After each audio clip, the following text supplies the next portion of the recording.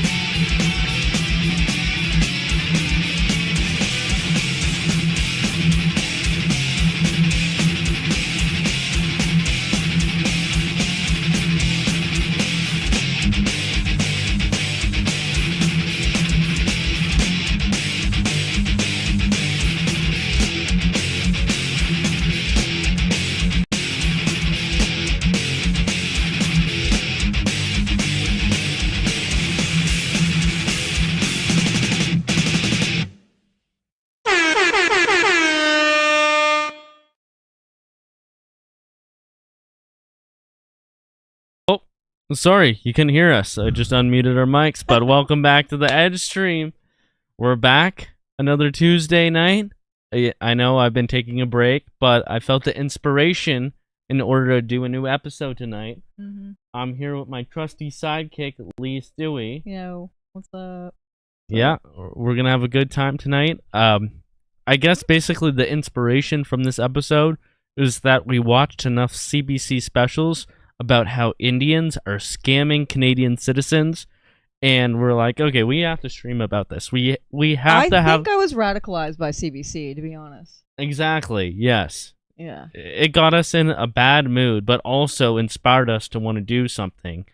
And this is the first of the things that we'll be doing. Obviously, we've been participating in activism for a while now, but we're gonna get some catharsis out of this. Yeah, it's a much needed vent session for sure. Yeah, we needed to let and I'm this sure out the chat can share our pain as well. because what these people are doing is absolutely enraging, and we're only scratching the surface with what we're gonna cover from CBC specials that have been aired in the last month or so.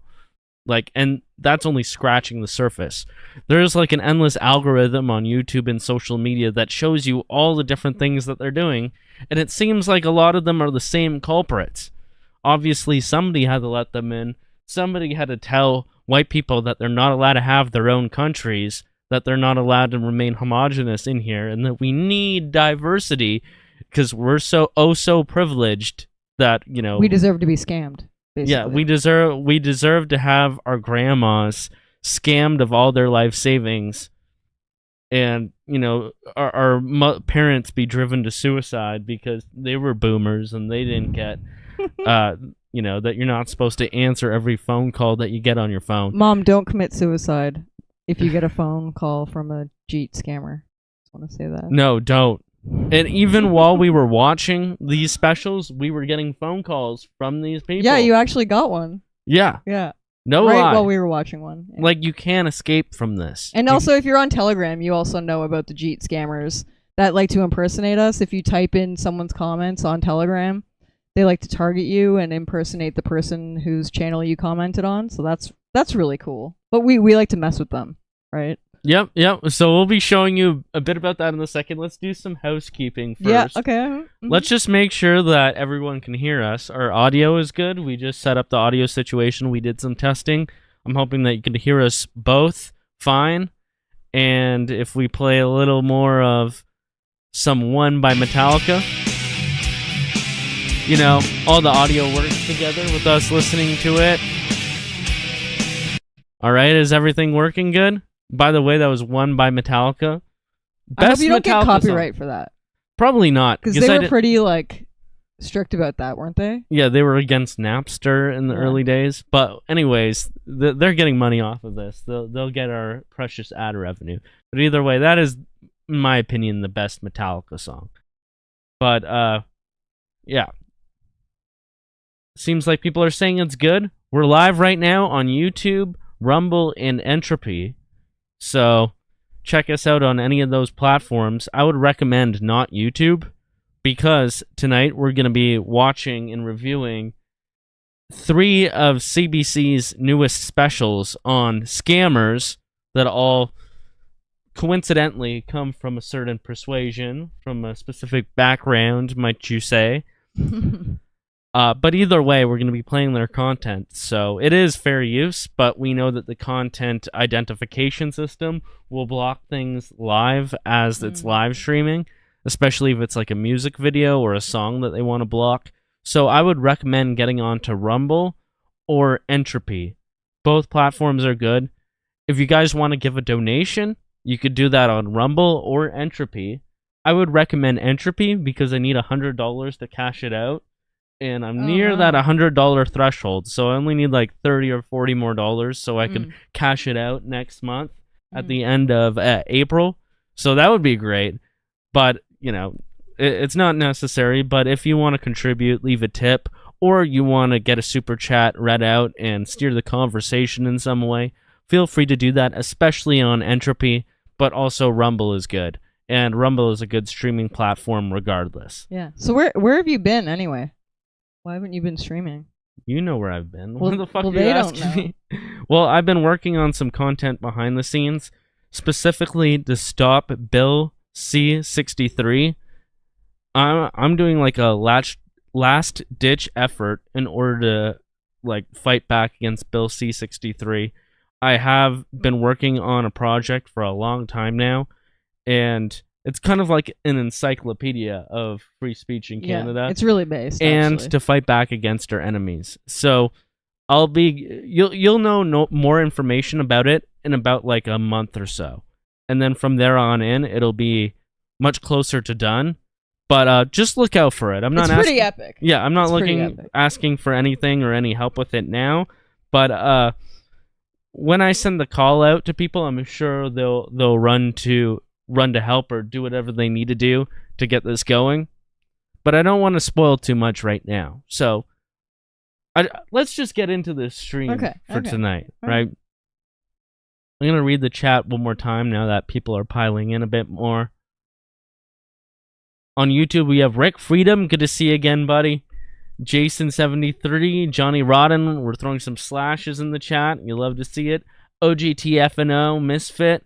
It's great to see you this weekend, Misfit. Yes. 07s to Misfit. The Doings, Michelle Freestone, Green Bastard, Nick Larche, Wildski. Anyways, Mosh Pit, Alberta Girl, Halifax Matt, Wazzy. Rhea Hayes is in there. Wazzy says, Edgy, nice mustache in your photo. Didn't know you were going bald. I think he was referring to the Jeet in the thumbnail for the stream, as you could see right here. He's saying, yes, please. That's a pretty crazy mustache. That is a mustache that's way too sick for most Indians. They don't have mustaches that are that cool. But have you noticed that whenever you go to any Subway or any like Tim Hortons, or especially something where you get to pick out your ingredients as you go, yes, that they all just say, yes, please, yes, please, yes, next, please, please. Yes, please, yes, please, after each condiment that you order. Yes. That is grammatically incorrect.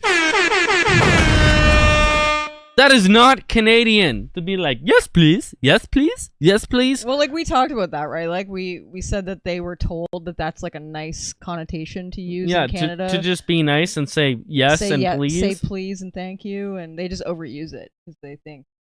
Yes, please. So what? How does that make any sense? If I tell you I want olives on my sub, yes, please.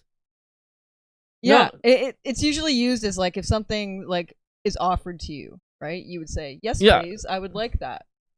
Yeah, and it makes no sense if I'm in that connotation. So I actually find it disrespectful that they haven't bothered to learn my language correctly. It's straight up annoying. And like, how about, okay, and anything else? Then I would be like, yes, and pickles. Yes, please. And the pickles. Yes, please. Yes, please. No! Please, can you please put some fucking pickles on my sub? I'm the one who's asking please. I don't get it. Are you saying that yes please, like please you want me to order which next one that you want me to put on my sub? It's like they're almost saying it as it's anything confusing. Else, or like what else? Yeah, you like? That bothers me the most out of anything. It's happened to me. Scam my grandma for all her life savings. You say yes please at the Subway one more time, I'm going Michael Douglas and falling down. Have you seen that movie? No. Oh, it's a good movie. No, I'm gonna. You should see what he does after they won't serve him breakfast at McDonald's when it's 11:01 a.m. I think you told me about this. Yeah, good movie though. Oh man. Well. Hey, well, we've got Johnny Rodden in the chat too. Yeah, we got people trolling with yes pleases now. Oh, cool. Over in Rumble, we have Circulon, Scarecrow, In It for Love, COVID 1984 Leper, Nurse Vader, Chucky's Extremist Circus. Edgy has a curry switch. Curry switch? What does that mean? Yeah, it's like what they say to Alex, like with if he gets like pissed off about something yeah. when it really gets to you. Yeah. That's what pisses me off. Yes, please. Yes, please. You don't even know what that means. Stop making a mockery out of our politeness. Jeez. And over on Entropy, we have Diagoyam. And keep your head on a swivel. He's saying eat them jeets. Well, it's good to see you guys over there. Oh, he's saying Diagoim is saying that Fairy's Entropy has his Rumble stream on there instead. Then if YouTube goes down, it doesn't matter. Well, I didn't know that you could do that. Because when I first started using Entropy, you had to use YouTube or like fucking Twitch. So, no, that helps. Awesome. Well, it's good to know. Your favorite Karen is saying Edgy is giving Vanilla Ice vibes. Well, I don't know. I take that as a compliment. Vanilla Ice, culture vulture to rap, and he made it a white man's thing and just got to the top of the charts. Hell yeah. I did listen to Vanilla Ice back in the day, I'm not gonna lie. Didn't we all? Well, anyways, basically the three main CBC specials that we'll be watching tonight and reviewing are, one is about how they scam other Canadians, but they give special preferences to their own kind when it comes to basic driver's education courses. And you'll see what they do there. Basically, none of them have to go through the same things that we have to go through in order to get lower insurance and easier access to having a G2 and G license here in Ontario and other provinces. And they're trying to become Uber Eats drivers quicker, basically. Yeah, and it goes way beyond that, though, and we'll be watching that one. That one's a good one.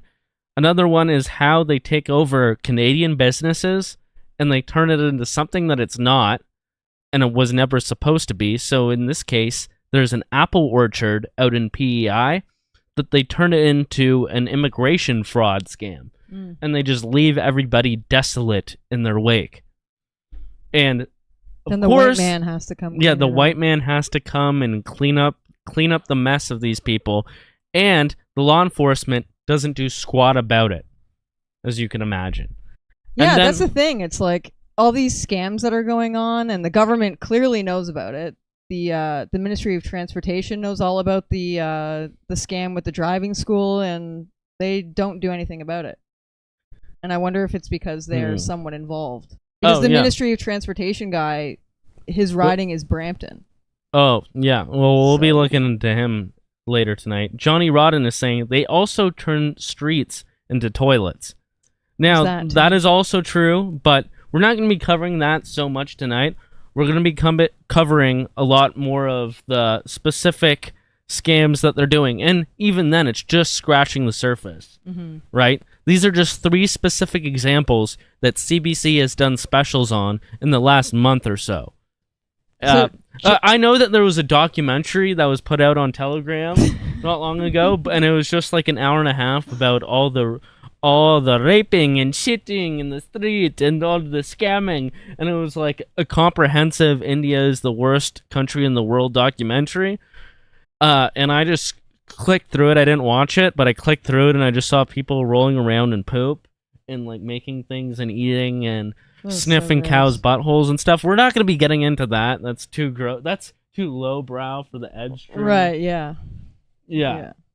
We would never stoop down to those levels in order to get humor. So I noticed JTD in the chat is saying CBC put this out. Wow. But it's like the way they framed it is very interesting, and that's what we're gonna talk about as well, is like the way it's all been, the propaganda is there for sure. Yeah. So CBC covered this, but the thing is, it's gotten so bad to the point that CBC has to cover this. It's such a pressing issue, but the way they cover it, they add their own propaganda spin in order to distract you from what the real problem is and what the real solutions are to those problems. And I don't want to spoil it. We'll be looking into it. Good to see you too, Trent Dabbs. All right, we're about to get into it now.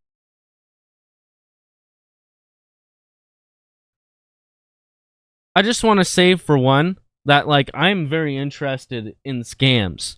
I don't want to scam anybody. I would feel way too bad if I were to steal money or even lie to somebody over money. But I find just how they work, the psychology of how people get tricked by them, or like the psychopathy or sociopathy of people who perpetrate scams. I'm very interested in how these things go down.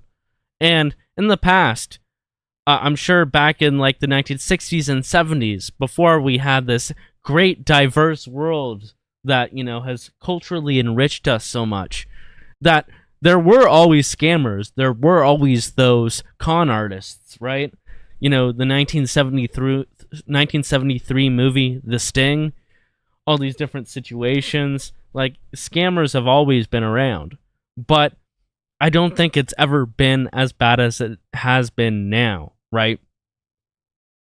And here's just an example of good old-fashioned white scams.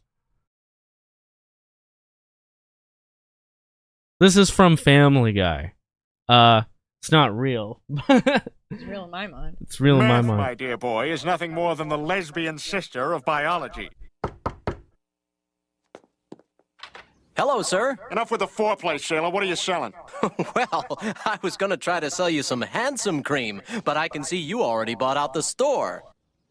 Go on. So perhaps you'd be interested in something every homeowner cannot be without: volcano insurance. Go on. According to my uncle, who's a real whiz with volcanoes, a volcano is coming this way. I, too, have an uncle. Come in. How much is this volcano This insurance? guy's good. I don't know. Let's say $200. $200? That's more than I spent on all that handsome cream. I don't have that kind of money. What about that jar of money? No, wait. That's Lois's rainy day fund. Ah, come on. It never rains in Rhode Island? But, yeah, but I'm pretty sure we've never had a volcano either. Well, don't you think we're overdue for one? Touche, salesman.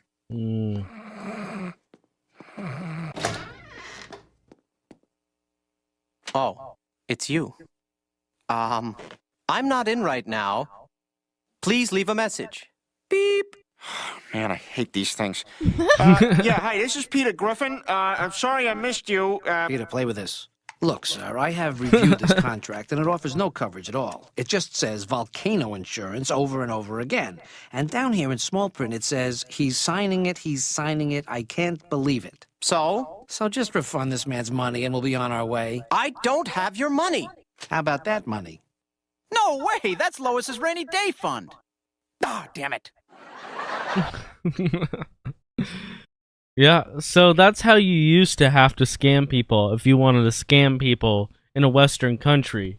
It was door-to-door sales. Yeah, you'd have to go door to door. You'd have to actually go convince to their... them that their product works, or like... Exactly, right? But now, we don't have that kind of luxury. We don't live in that kind of high-trust society where it's just like all you had to worry about was the volcano insurance salesman. Now, as I grew up, I did, in fact, fall for a scam at one point. Have any of you ever heard of the white van speaker scam? I had never heard of it until you and me encountered one in a parking lot. And Okay. you were like exposing them. Okay, yeah. So Yelling in the parking lot. we'll get into that in a second, but first we'll play a quick clip. This is from Fox News from like 15 years ago. So they just quickly explain the white van speaker scam in a very fun way. And just look at how they cover this. It's like, you got scammed out of $200. Ha! Wasn't that hilarious? We're gonna go bust these scumbags, and they're playing fun music the whole time. This is what a scam used to be. A nice who white fair and square scam.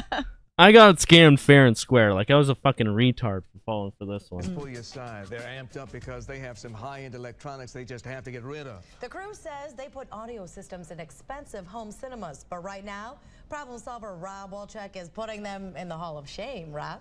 Sheridan Huell, they say you can't buy these things at Best Buy, and they're right. You might be able to buy them in the Best Buy parking lot, or the Meijer parking lot, or the Wendy's lot, because that's where they sell them. The Wendy's lot. Here's a couple of guys with a sweet sounding deal. You want a home theater? Yeah, it's your lucky day, because some knucklehead at the warehouse made a big boo-boo. We just got to call my boss. He told us we got an extra system not going nowhere. He said, "Fine, if you show up with it, you're an idiot." So we're just asking everybody. I'm freaking out right now. Freaking out because they got to get rid of some of these extra home theater systems, and you can buy one. This whole thing is Hell a yeah. boxer. This is a 3-boxer. Boom. Boom indeed. Look at the prices on this stuff. Boom, $4,399. Boom, $2,499. You're not gonna pay that. So it's like $2,000. That's fair. I'll throw you those 3 boxes. And while you might believe this warehouse mistake story, it's hard to believe just how boneheaded those guys packing the trucks must be. They threw 2 extra sets in here to have no destination. Because every day, the same thing seems to happen. This is a story that'll have you rubbing your hands together with anticipation. Dancing Rubbing my hands. and celebrating like it's 1990. Oy vey, buy this speaker. We got too many extra. I already have one of my own. Rubbing hands is very. It's a universal sign for a grift. Wonder who first started that hand rubbing sign. I bet it goes back thousands of years. Come from here, PMA Enterprises, aka Dream Audio Works. They don't tell you that, and even if you somehow found out the name of the company, their official address is this mailbox rental place. Okay, well, anyways, you get the point. It's called the white van speaker scam. It's so prevalent that it has its own Wikipedia page. It's gone back several decades. When I was 18 years old, me and 3 of my friends, we pulled into a gas station on a highway, and then some guys followed us in, and they pulled this whole scam on us, and they convinced us that maybe we could flip them, or, you know, they used high-pressure sales tactics. They had a whole, like, infrastructure in order to pretend like they were legit.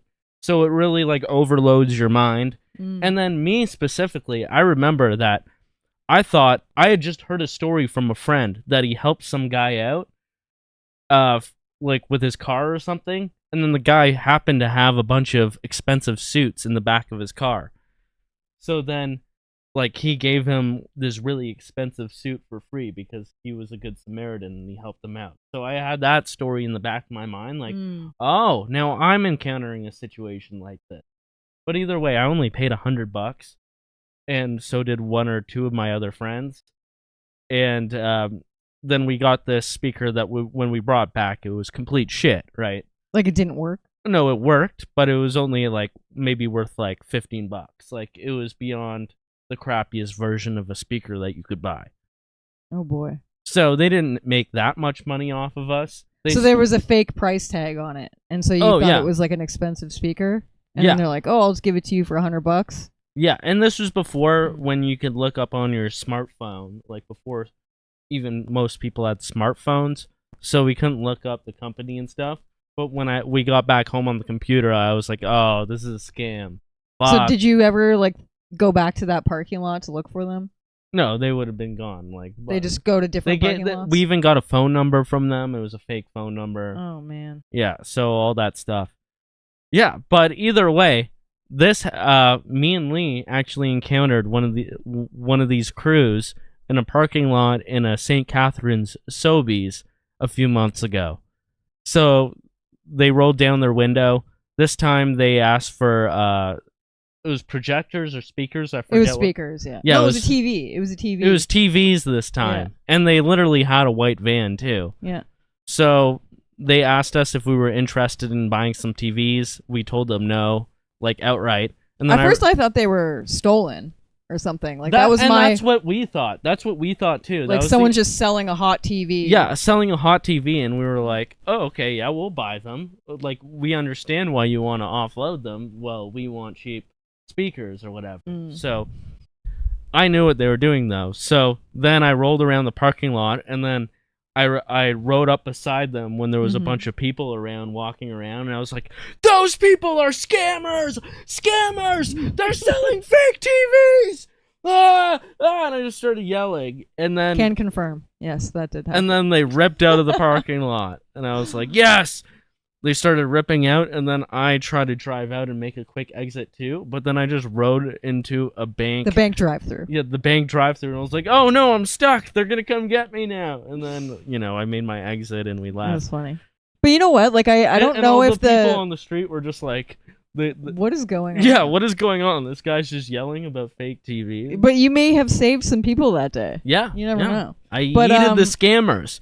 Now, the if only we people- could yeet the Jeet scammers, because they're a lot worse, you know. But the people that are actually doing these scams, like I think it even says in this video near the end where it's like, do these people actually know that they're scamming people?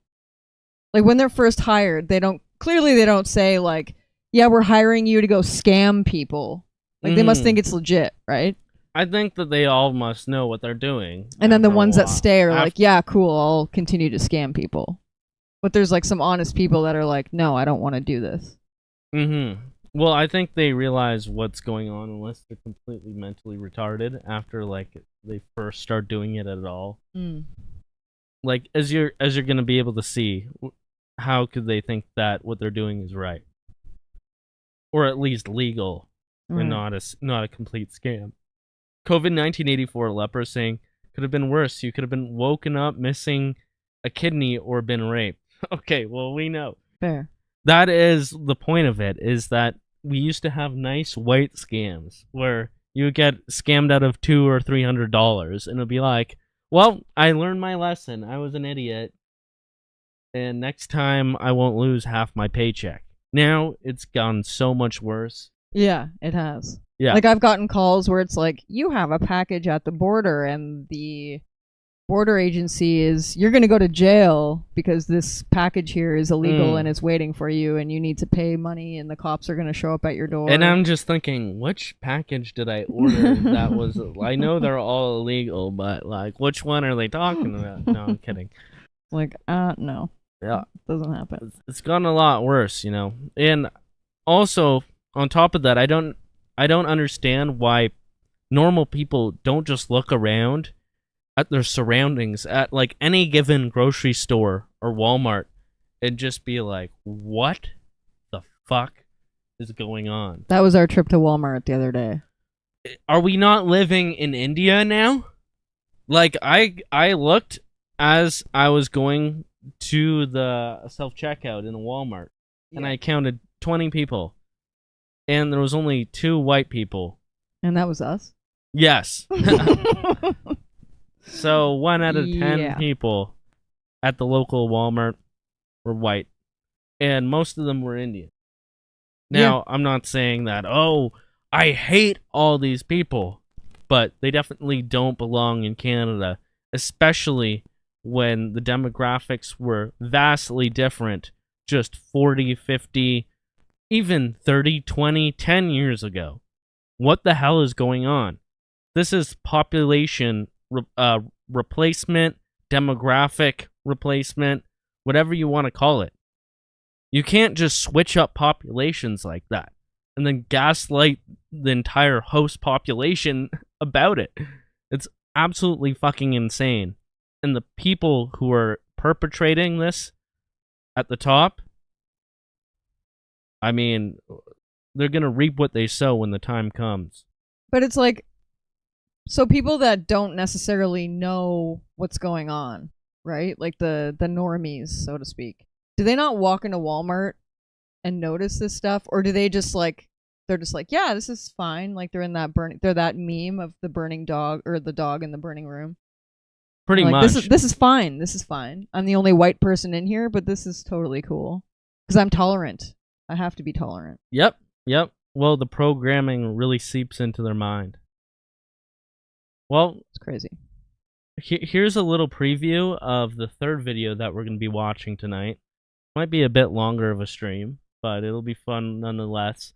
So this happened to us about a year ago, me and Lee. We both got confronted by the same scammer on Telegram. Now, you guys might be wondering, who the fuck are these scammers that impersonate all of us on Telegram? Well, we have the answer now, and we know the background of what these people are actually doing, because they made a CBC Fifth Estate documentary about it. And that'll be the third video that we cover tonight. But here's just what me and Lee did to troll one of these people. So, we have North of Nothing here, a good friend, Saxon Murray. Salutes. Well, anyways, somebody made a fake account about him, and they contacted both me and Lee at the same time, We both must have commented on his channel, like under the same thing or something like that, for them to target us both. Yeah, but either way, they wrote, it has become glaringly obvious to anyone paying attention. The curtain is being raised on the great theater of our time. The days of being comfortably numb and asleep are coming to an end. I hope you are aware of the new recommendations. So it's just like trying to like very vague appeal to us while being vague and while also not knowing how to use English properly or like how to be poetic in any way possible, in any way, shape, or form. Like did they use Chat GPT for that? Yeah, this is like Chat GPT. Create me a doomer poetic verse. Yeah. But make it sound retarded and like an Indian man try to think of it. Right? And then Lee said, recommendations to sleep more comfortably? Could you recommend me a new prime minister? And she showed Justin Trudeau having a spurt out. So that's how he started with her. So at this point, we don't know whether this is like an actual person or they just have a bot program. Right. Right? So me and her are also colluding together. We're colluding behind the scenes to figure out what the fuck is going on with these Coomer spam bots and what the fuck they're up to. So she says, prove you're a human, inshallah. He says, no, I'm a ghost. Rubbish. A ghost? How do I know you're a human? What sort of useless question is that? Fuck off. Whoa, it's like that's aggressive. So I guess he's trying to sound cool, like you know, like he has, like I'm a person. I'm a bot wouldn't say those nasty words. Fuck off too. Yeah, right. I'm not smarter. I know the English that language. Pussy smarter child from MSN Messenger. Yeah, I say all the bad words. She goes, it's not useless. Well, anyway, she trolled them for a little bit, but then they came to me, and this is what they were trying to do to me. So I'm already deep into the scam. I'm like, cryptocurrency? What do you mean? There's a collapse Tell me coming? more. Tell me more. So he's sending me screenshots for like how to get into my crypto wallet or whatever the fuck. Will this one work? And he says, yes, that's it. Install and create an account and get back to me. And I say, okay. And then I send a screenshot of his chat with Lee. I bust this guy for being a bit of a misogynist against my girl Lee. Wow, what a naughty pajeter. I go, wait a second. Why did you tell my friend to fuck off? Why would you talk to a lady like that? Wow, I can't believe he would say something like that to a lady of all people. Does he not have no manners? He should be asking for Bob's and Vagine, but he's not. Yeah. He's telling me to fuck off. Exactly. It's pretty crazy. Yeah. What's wrong with her, Bob and Vagine? You filthy Pajit scammer. They disgust me. You see the pleb there already. Well, let's zoom into the top. It's north of. So it says asking. She asked if I'm a ghost. So you use the F word at her. This isn't looking good, man. Wait a minute. I'm sorry, but he said he was a ghost. I didn't ask if he was a ghost. He said he was. Okay, well then he barely understands. Well, he's retarded. Yeah. I'm sorry about that. Well, you know what? It really takes a man to apologize. I respect that. Some people just can't man up and admit when they've done something wrong. But you rose to the occasion and did what was right. Bravo. And he says, yeah, thanks. I said, all right, it's installed. Send a screenshot. Let's continue.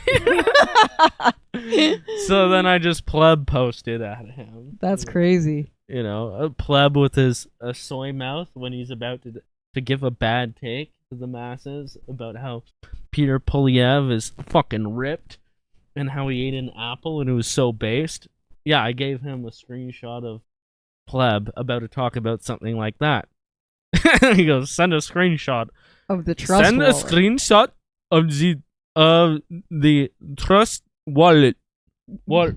Sorry, we did a tutorial about how to speak Pajit, but we're not that good at it yet. Send a screenshot of trust wallet. Of the trust wallet. We just sound retarded. Wallet. Yeah, this is pathetic. We'll try again later. But anyways. And this is how it ended up. Okay, I'm spoiling it.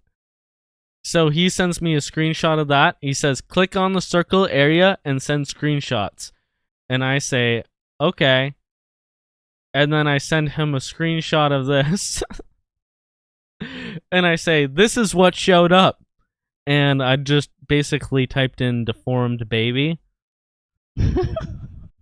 And this is what showed up. So then he says, okay, open the mouth and the big eyes and insert your dick and fuck the mouth harder. After the fuck the mouth, you fuck the eye too. Understood?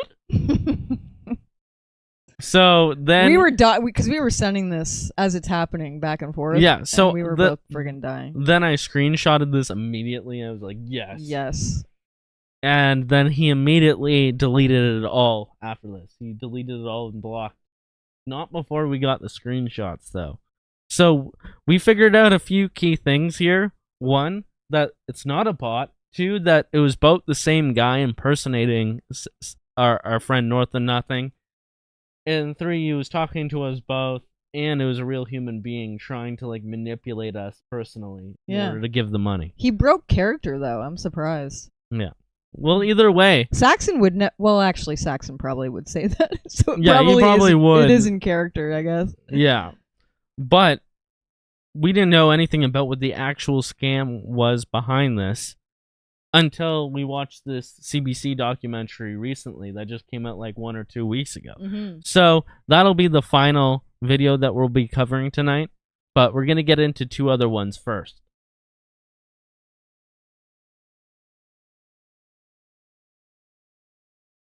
But in the meantime, we're going to take a quick break and we're going to play another Metallica song quickly. And then we'll start these documentaries and we'll get right into it. All right, we'll be right back.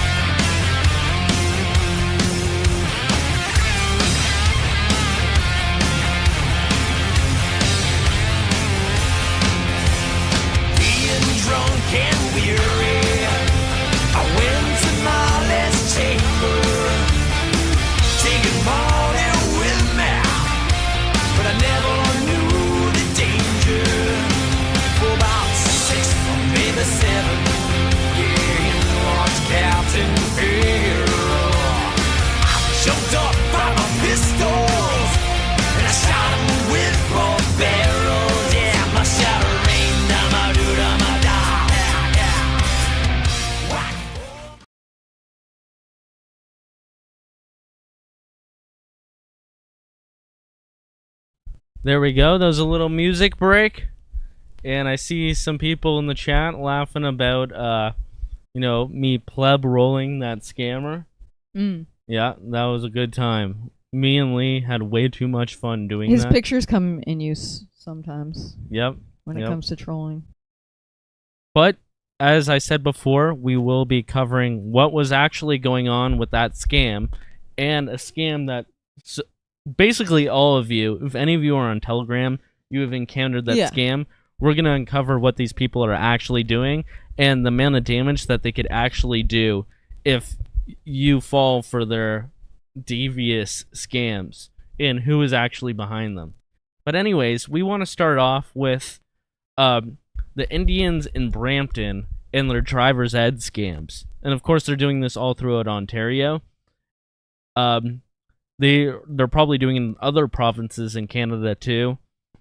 Now, specifically in Ontario, it's one of the provinces, probably the biggest province, where you do not need to get your driver's ed extra training.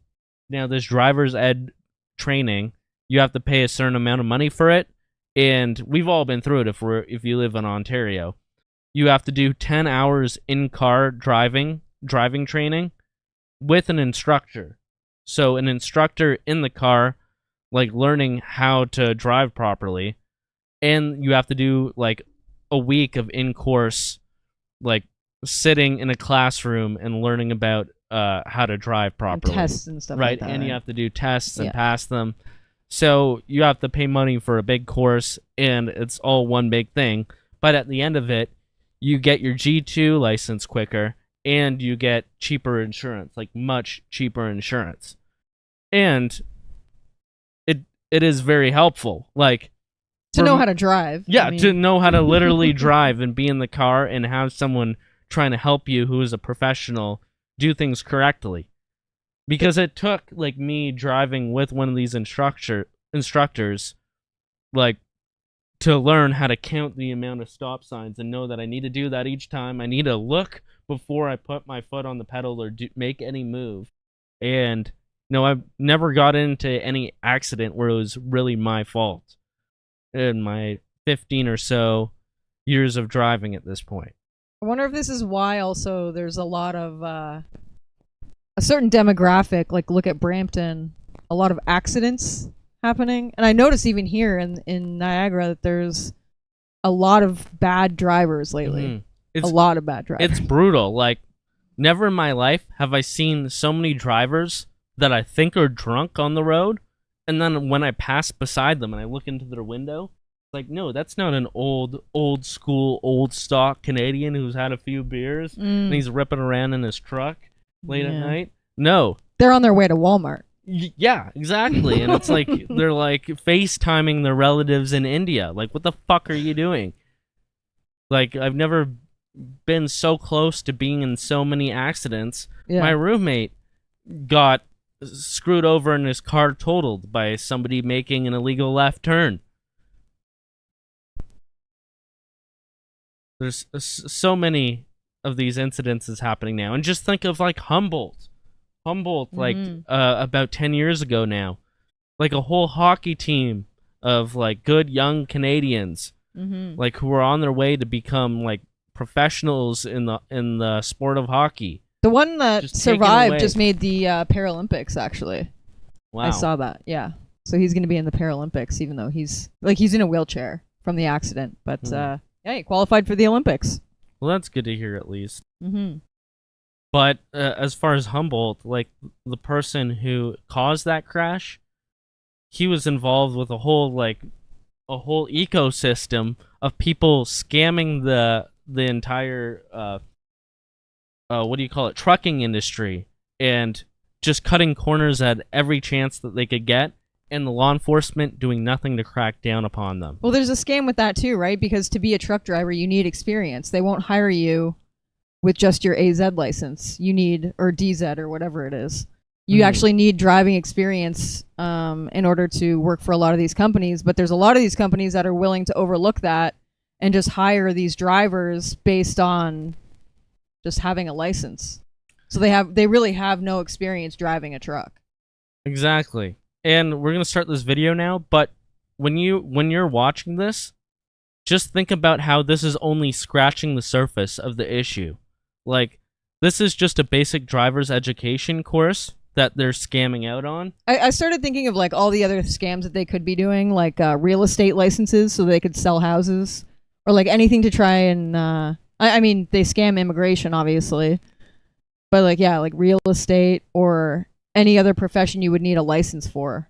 I'm sure there's going to be a CBC Fifth Estate episode about it soon, and then they're going to use also a brown guy to say, these guys are doing it wrong, this is how I do it right, so that all the viewers can be like, oh, okay, so it's not Indians coming into Canada that are the problem, it's that, you know, we're just not doing enough about it. Right. Okay. Well, I also noticed in Ireland where they're also receiving a lot of migrants. This one migrant faked a sociology degree or something like that, and was a child psychologist, and faked his whole license, faked all of his documentation, and then was finally busted for like forging a license and practicing under this like false pretense. So it's pretty weird. Well, Moshpit is saying, think of a scam. They're doing it. Yeah, pretty much. Because he can't just follow the rules, right? So, this is called Hidden Cameras Catch Driving Instructors Cheating the System. And this is from CBC Marketplace. So we're just going to watch this all the way through pretty much. Bad drivers. If the video gets shut down on YouTube, check it out on Rumble. Okay? The links are in the description, right? Yeah. Okay. Links are in the description. You'll find it on Rumble. Everywhere. Are they cheating their way onto the roads? In order to get a certificate, you need to complete a school course. We go inside the world of driver training. But since you're not actually there in the school course, you just need to fill out all the paperwork as if you did. Where there are no lessons. I've done it thousands of times. But cash is king, and documents are forged. I'll find you. Come. Public safety is on the line. The risks are that we have drivers out on the road that are not trained and not certified properly. This is your marketplace. What is your government doing to take action? Nothing. Of course not. We are in a parking lot with a big flock of pigeons and a handful of hidden cameras. And why are there pigeons everywhere in the parking lot? I don't Is there know. garbage everywhere? Kind of like there's garbage everywhere in communities where, you know, they don't care about environmentalism. Kind of like when you shit on the street. And later on in the video, they're all over the guy's car. Like, why are they all over the guy's car? Because the pigeons. They know a scam. Yeah. Because they're not real. Waiting Birds for aren't an real. instructor from a driving school. Are you in that white car? Hey, I see you. Yeah. He's paid to teach the rules of the road. Hey man, how's it going? Yeah, it's me. You? Oh, he's my friend Jeff. But this guy is ready to break some rules. Who's Whitey to with help you? us cheat our way through driver training. Right. I have the cash and the license, but Jeff has some questions. He's here to sell us a certificate that says we've completed a driver's education course, even though we haven't taken a single lesson. Yeah, I just want to make sure he's not going to get burned or anything down the road. Or something like that. He wants us to go with him to a nearby driving school to sign some forged documents. Well, I'm gonna have to go there. You have to fill out the paper with you and you have to sign the form. The forms, he says, will be registered with the Ministry of Transportation, and then we'll get our certificate. The only thing that you're going to sign is that you've attended the driving school. That's it. So it's just a paper that says I've done the driving. That's it. Oh, okay. All right. That's how we do it. I've done it thousands of times. It's against the law, but it sure will save us a bunch of time and money. The certificate he's selling is called a BDE, which stands for Beginner Driver Education. A BDE helps new drivers get discounts on car insurance and allows them to take their driving test sooner. The provincial government has known for years that people buy and sell fraudulent BDEs. In 2007, the Auditor General calls for action, so the province switches proof of certification from paper to online. But has it helped? No, it hasn't. We're on our way to London, Ontario to learn more about how beginner driver training is supposed to go.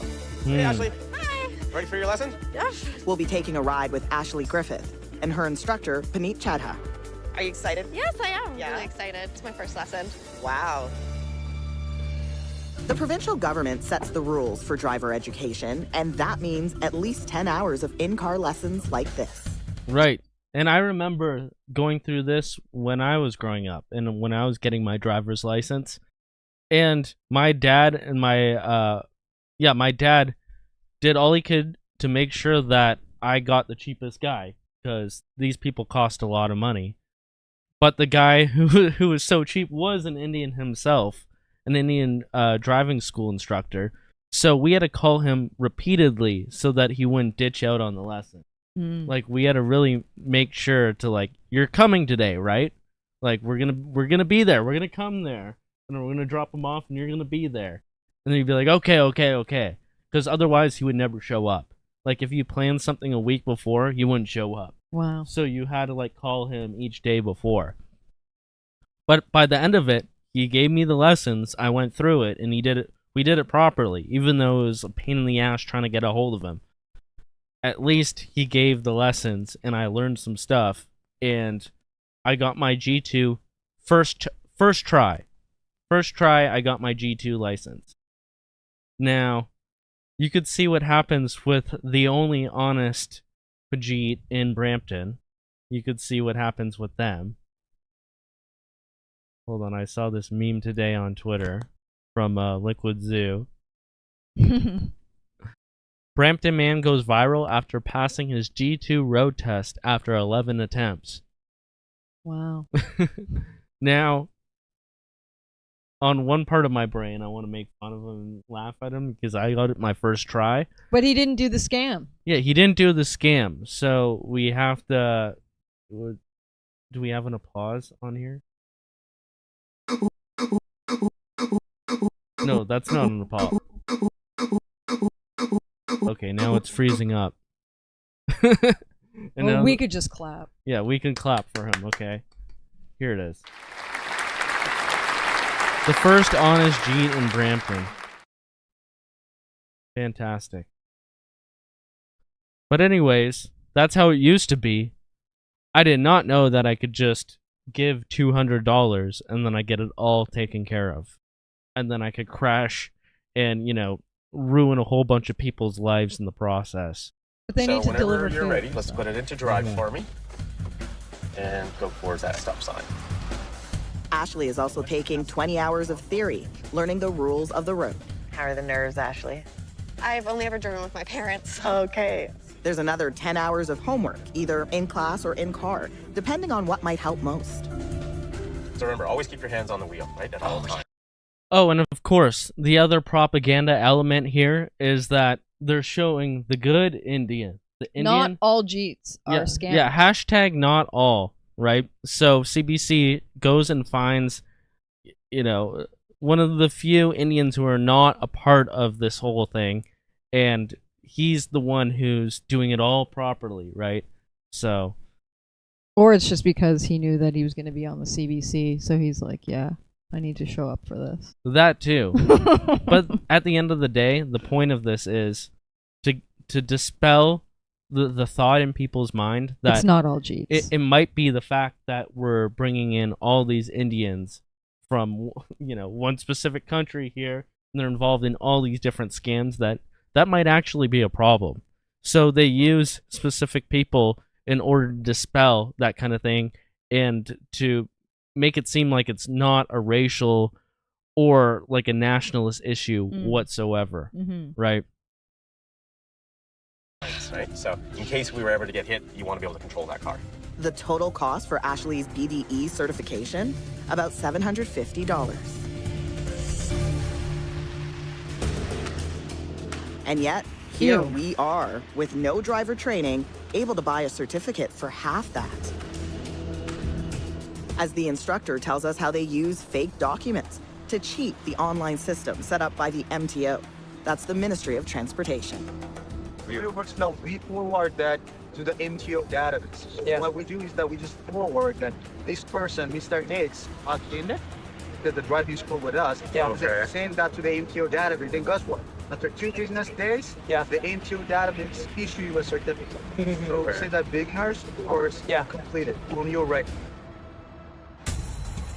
But he's not the only one doing this kind of thing. Websites like Kijiji and Facebook are filled with ads.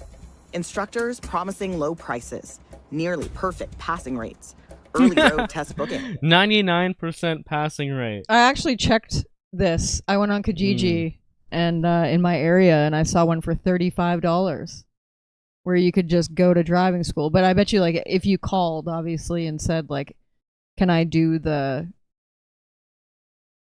scam in so many words? Like, can I just get my license without having to actually attend? Because it was only $35. Yeah, well, first I think you have to have an Indian accent in order for them to. Well, I'm gonna know have that to you're perfect it. trustworthy. Yeah, so we are going to have to perfect our accents if we want to get the cheap. See, now I'm going to my. Oy vey, I need to get my license. And I'm switching accents up. I need to practice my accents more if I'm going to go undercover like this. Also, what bothers me is that they're covering his face. They're blurring out his face. It's like, expose this guy. Yeah. Unblur his face and expose him. I'm sure they wouldn't be blurring faces if they were exposing a white supremacist or one of these scary things like that on CBC. But of course, they're blurring out the face of literal criminals who they're attempting to bust. And those coveted insurance discount certificates that they're not even supposed to advertise. We call them up.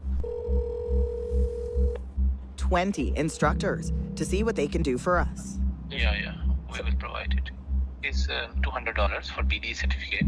Okay. 14 offer to sell us BDE certification. No questions asked. And is there any test I have to take for BDE or cost? No, don't worry. I can manage it in the system. Another call, another BDE. This one even cheaper and faster. Okay, so if I e-transfer you, how much? $150? $155. And I can get it by today? Yes, you're gonna get it today in the evening, maybe tonight. Tens of thousands So- of new drivers are. Why is it that they use somebody with that accent to try to fool these people into thinking that they're actually interested? Yeah. Because the demographic that is a majority of the calls are of that demographic. So this is a scam that is scamming old stock Canadians and the rest of the Canadian system in order to provide nepotism for their own kind.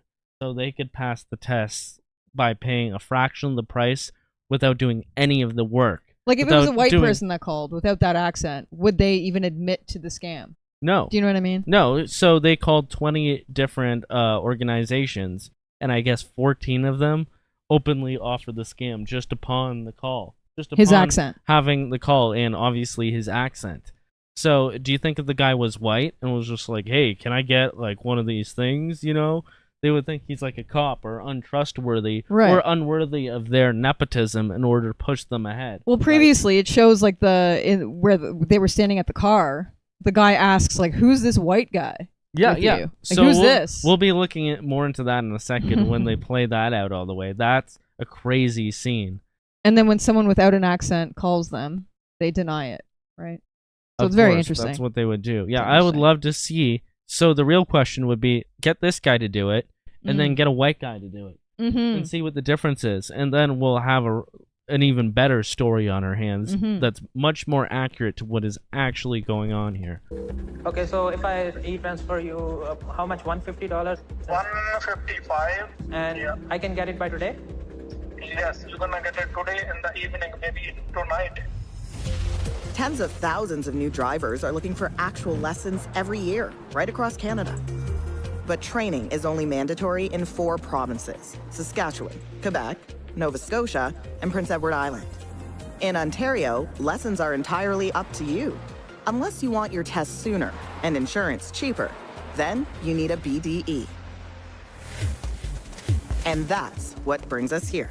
All right. Those Once we pigeons, get man. the BDA course on your behalf, it will be on your record. Like I said, when you get a call, when you're talking to the insurance companies over the phone, you just tell them from what period to what period that you attended. Okay. Most of the time, they'll ask you just to confirm and to make sure that you actually went into the school and stuff. He makes it clear we've got nothing to worry about. People get unsure. Yeah, I understand. Yeah, that's why I'm trying to explain myself. But the thing is that I've done it thousands of times, tens of thousands of times. Yeah. Sometimes you might feel like, oh, it's a time, but it's not actually. And I can also show you my. He's done it tens of thousands of times. Yeah, that may to give you like a back. I'm not just joking.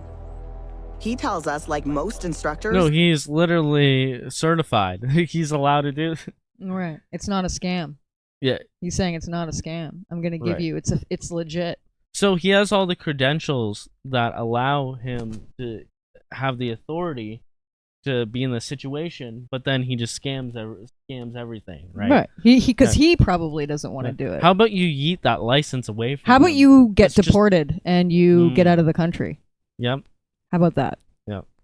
That sounds a bit better. He works for many schools, but is going to take us to one nearby to complete the deal and the paperwork. Yeah. So the guy, the school administrator, he's waiting for us. So if you want to go, let's just go in. Yeah. Let's just get it over with. Truth is, we have no intention of going through with a transaction that sure seems illegal. So we tell him we need to think about it. I would say maybe just take another beat to think about it.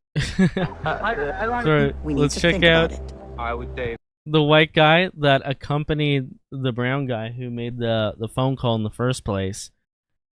The guy in the car really doesn't like his presence there. No, he doesn't. He doesn't like that this guy's shadowing him, looking out for... The voice of reason, if you will. Yeah, exactly.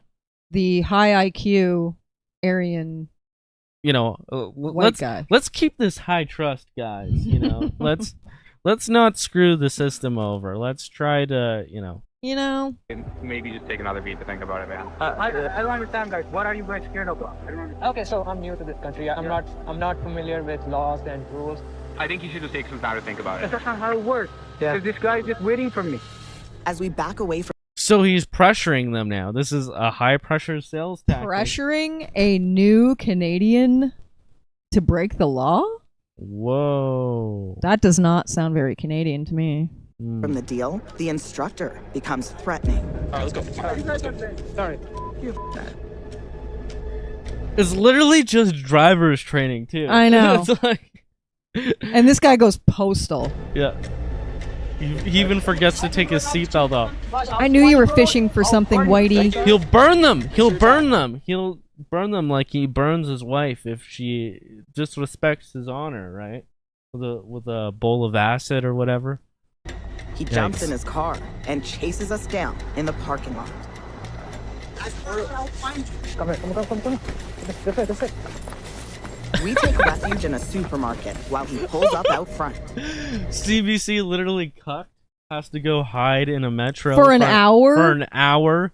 And yet they won't even unblur the guy's face. He sits in his car for a good hour. Oh, make sure you blur that license plate too. You wouldn't want Unbelievable. You wouldn't want anyone having any accountability here. Sends a threatening text.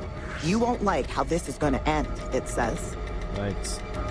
But eventually, he leaves, leaving us with a lesson in the dangers of trying to cheat the system.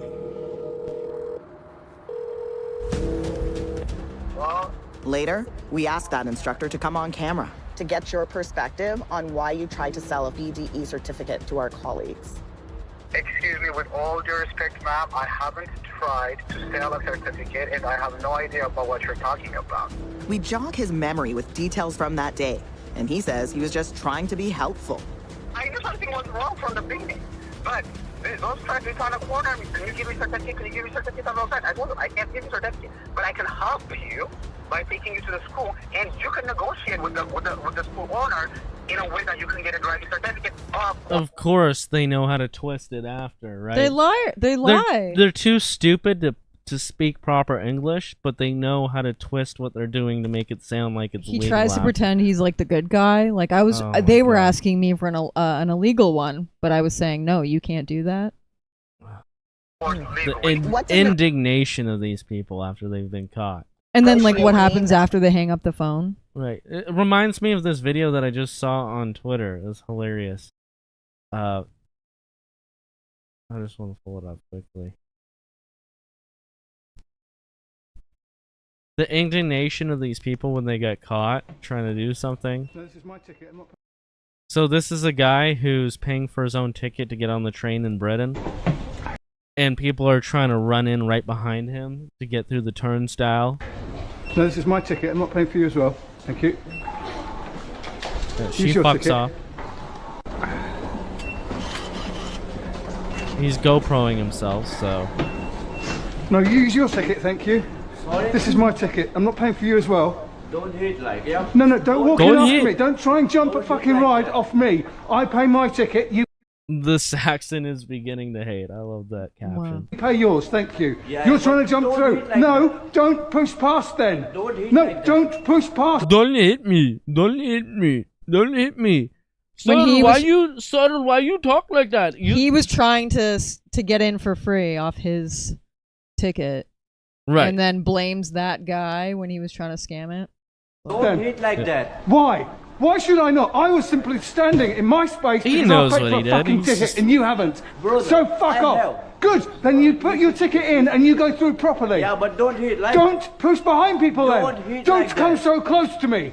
You don't know who you're fucking messing with. Next time there's going to be somebody that's really nasty. Yeah, that's Don't right. push through the fucking barriers. Back Fucking the thief. fuck off. Based. Holding them accountable. Yep. Don't hate like that. Don't hate like that. Then Yeah. what does negotiate? Oh, I hate like that. Which means you can reduce the amount of lessons you Hate can righteously. do, which means that will reduce the amount of money that you can pay. From what I understand, that is absolutely against the rules. But you can reduce the in-car lessons if you would like to, because if you're practicing at home with your family members, with your... No, you can't. Not if you take this. You literally can't do that. Not if you take this. How do you know that the people are passing the test if they're practicing at home? That's, Right. Program. You can't. You're not supposed to. That's the problem here. So maybe that's the problem. But what I'm saying is that if people don't want to practice the in-car, you're not going to force them. Are you going to force them? I mean, that's a job as the instructor. or Literally the your driving job. School. Yes. That's what they're paying for.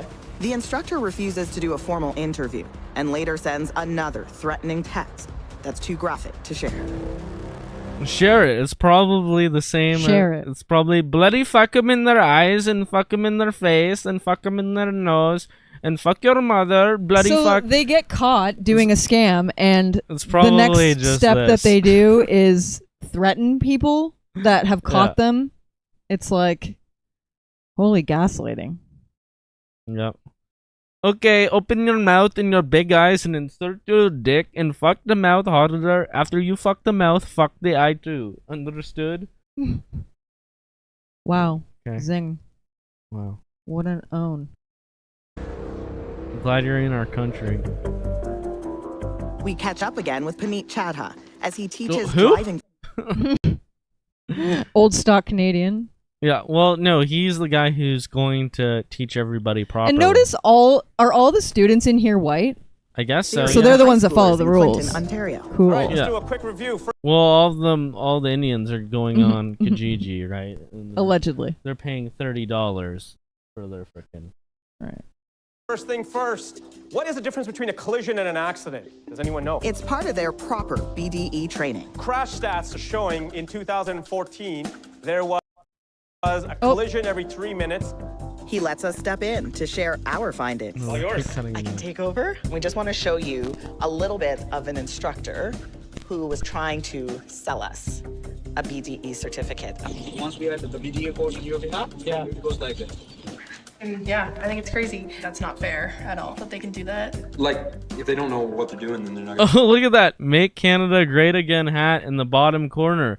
Spotted in the bottom corner. Do you guys Yo, see let's that? go. Based. They did everything they could to cut around this guy who was wearing the hat. But he ended up in this shot right here. Pretty based and pretty epic. Someone in the chat, that's their child. Yep, that's a dag for sure. Safe drivers. It's bringing everybody else's insurance up, and it's just sucks for everybody. Yeah, let's think These aren't the people who are doing the scam, though.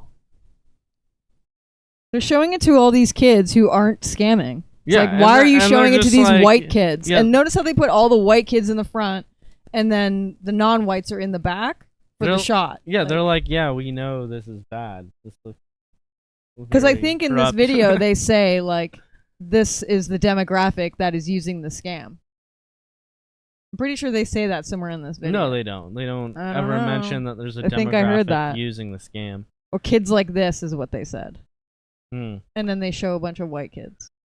Well, just think about all the different ways that this affects people. For one, it's like the competition of having to pay, like, what is it, like $700 to $1,000 to go through all the, probably more than that, to go through all the courses and actually learn properly and the amount of time that it takes,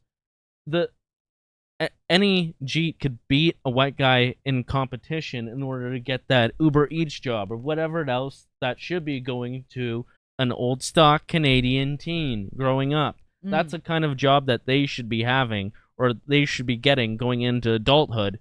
Instead, these invaders are coming in, cheating the system. Indian students. And immediately getting these jobs and using it, like, the schooling on top of that as, like, a shortcut and a scam in order to get this permanent residencies, because they go to fake schools, by the way, with diploma mills, where they cheat on all the tests, even if they go to a real school. Like, it never ends. Any specific way that you could cheat the system, they're doing it, and they're doing it in a systemic, like, organized fashion, and they're helping each other through it through their own networks of nepotism and mutual agreement that that's what they're going to be doing. And not to mention that, then there's the dangers on the road. You just think about Humboldt and the crash that went on there, all the lives that were lost, all the families that were destroyed, and the fact that they just keep on pushing through people into the system, like in BC with their trucking industry. Well, it's like, just look at Brampton. There's an accident there every day. Yeah. There's cars going into swimming pools and, accidents every day. They're having like 10, 15 car pileups in on residential streets that have like a 50-kilometer limit. Like, how is that even possible? Yeah. That shouldn't even be possible if you have like... Or like driving the wrong way on the highway. Exactly. Weird. And there's a million other reasons. Oh yeah, as this kid instantly recognized, the insurance goes up. So not only are you paying for it by having to pay more and actually do all the work and spend your time doing it, and then you get beat out on the job because someone else was there first with the proper qualifications. Now you all have to pay more for insurance because dangerous drivers are going and killing people on the road, and you have to pay for it with your tax dollars. Bringing everybody else's insurance up. Or your insurance rates. It's just sucks for everybody. Afterwards, we head out on a little drive test of our own to hear how all this might be hurting Puneet's livelihood. Students have come to me and basically have admitted that I just paid the guy and I got a certificate. Really? Yeah. So you've had students come to you saying that? They have. And I said, well, why'd you do that? Well, I needed to get this quicker and faster because I needed to get that job or I needed to save money on that insurance. And I was like, well, what did that get you? They're like, nothing, because I failed my first test because they didn't train me properly. It doesn't shock me. Nothing is shocking me right now, what you guys have discovered. Must be frustrating, though. It is frustrating because it's affecting all of our business, right? And now those kids are on the road, and they're on the road with us, my kids, and your kid, and it hurts. It hurts because an accident and a collision could happen at any time. And I'll say at least that guy is doing the right thing, but it's obviously a propaganda effort by CBC to divert away from the actual problem, which is that we're bringing in millions of these people. So maybe that scam guy the system. In that photo that went viral, that he passed on his 14th try or whatever, maybe he did do the scam and didn't go through driving school, and that's why he failed that many times. Okay, yeah, good point. Good point. What happens when we go inside a driving school for a lesson in how to trick the government? The short version is that you sign as if you've already completed everything and get certificates right now. Coming up. We're inside the world of beginner driver education. And the biggest lesson we're learning? It's easy to cheat the system. I've done it thousands of times. Certificates that say you've taken hours of instruction can be bought for not much money and no actual training. It begins with phone calls like this to a freelance driving instructor who's looking to make extra cash by selling driver education certificates without the education. So I don't really think I need lessons that much. I'm actually more interested in the certificate you can get for insurance discount. Okay, sure. Yeah, so we know that people don't have time to attend to these 20 hours of classroom and stuff. So we have what we call option B. And so we allow you to come to our school to fill out the document. We're sort of breaking the rules a little bit, but my boss needs to know that it's someone she can trust. And so she trusts people that come through us instructors. He sends us here to a driving school in North Toronto. We have an appointment to buy a BDE certificate for $220 with no lessons whatsoever. Hi. I have an appointment here. Seems like a bargain, but we say we're concerned about forms they want us to sign. This is like school paperwork. Okay. Okay. Because in order to get a certificate, you need to complete a school course. Okay. But since you're not actually completing a school course, you just need to fill out all the paperwork as if you did. She then lays out exactly how this scheme works. Okay. And how the ministry and the insurance will... We submit it to the ministry directly. And I will collect that from... And that I will use for the insurance, right? You said there's school paperwork. What will that include? If you file like this, so there is like in-car form where you sign for your in-car lessons, registration you need to sign if you register to school, then in-class lessons registration, and this is the workbook that students work at. You just have to sign that you completed the workbook. Okay. And that's the in-car test that they do, and that's in-class test that they do. Okay. That's it. She makes no bones about the fact this is cheating. To get the certificate, you need to complete it a 40-hour course. Okay. In which you do all those tests in real life. And after that, you get a certificate. The short version is that you sign as if you've already completed everything and get certificates right now. Okay. Without actually completing it, and the price is obviously very different. It's 700 something. I think John was saying on the phone. It's 699 plus tax, so it comes out more to 800. Okay. Oh. Yeah, and this is 220. And you have done this before, right? For about 15 years now. Okay. Wow. For quite some time. 15 years of fooling the government. So She tells this us is we can think it over. This isn't If- a Jeet either. So they're making the point that it's not just Jeets that are doing the scam. Well, I could see there being a whole bunch of different people that are higher up, but who are the driver instructors? Right, for the but it's most like part, right? it's a The new recruiters. Canadian Jeet that's looking to do the scam again. Mhm. Even though it's like the secretary or whoever this person is has an accent. I think it's like a European accent. I think like Ukrainian or something. It sounds like, but they're making the point that it's not just Indian scammers. Yeah. If we want, she's got others waiting and offers one more detail about the deception. Well, this is how your file is gonna look. That's the information we have. We keep it for 3 years as per ministry requirements. Yeah. Because they might want to come in and check and make sure that you actually completed all the course. If the ministry does check, it will all look legit, just like it must have when government inspectors found 0 infractions at this school 4 years ago. So they said at the beginning that, they had a switch from doing it all with paper to doing it electronically. Mhm. And that's going to solve everything. Because they Right. needed to save the trees back then. Because using Right. paper, they got rid of paper because we were destroying the Of course, rainforest. plastic straws and all that, right? But, did that do anything to stop any of the actual corruption that they claim that moving things electronically would? No. It still requires somebody to manually put things through. Mhm.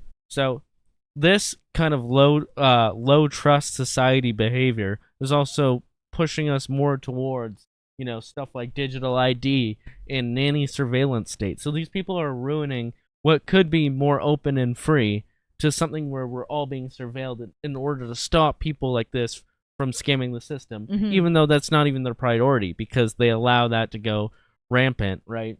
Mhm. They're allowing it to proliferate.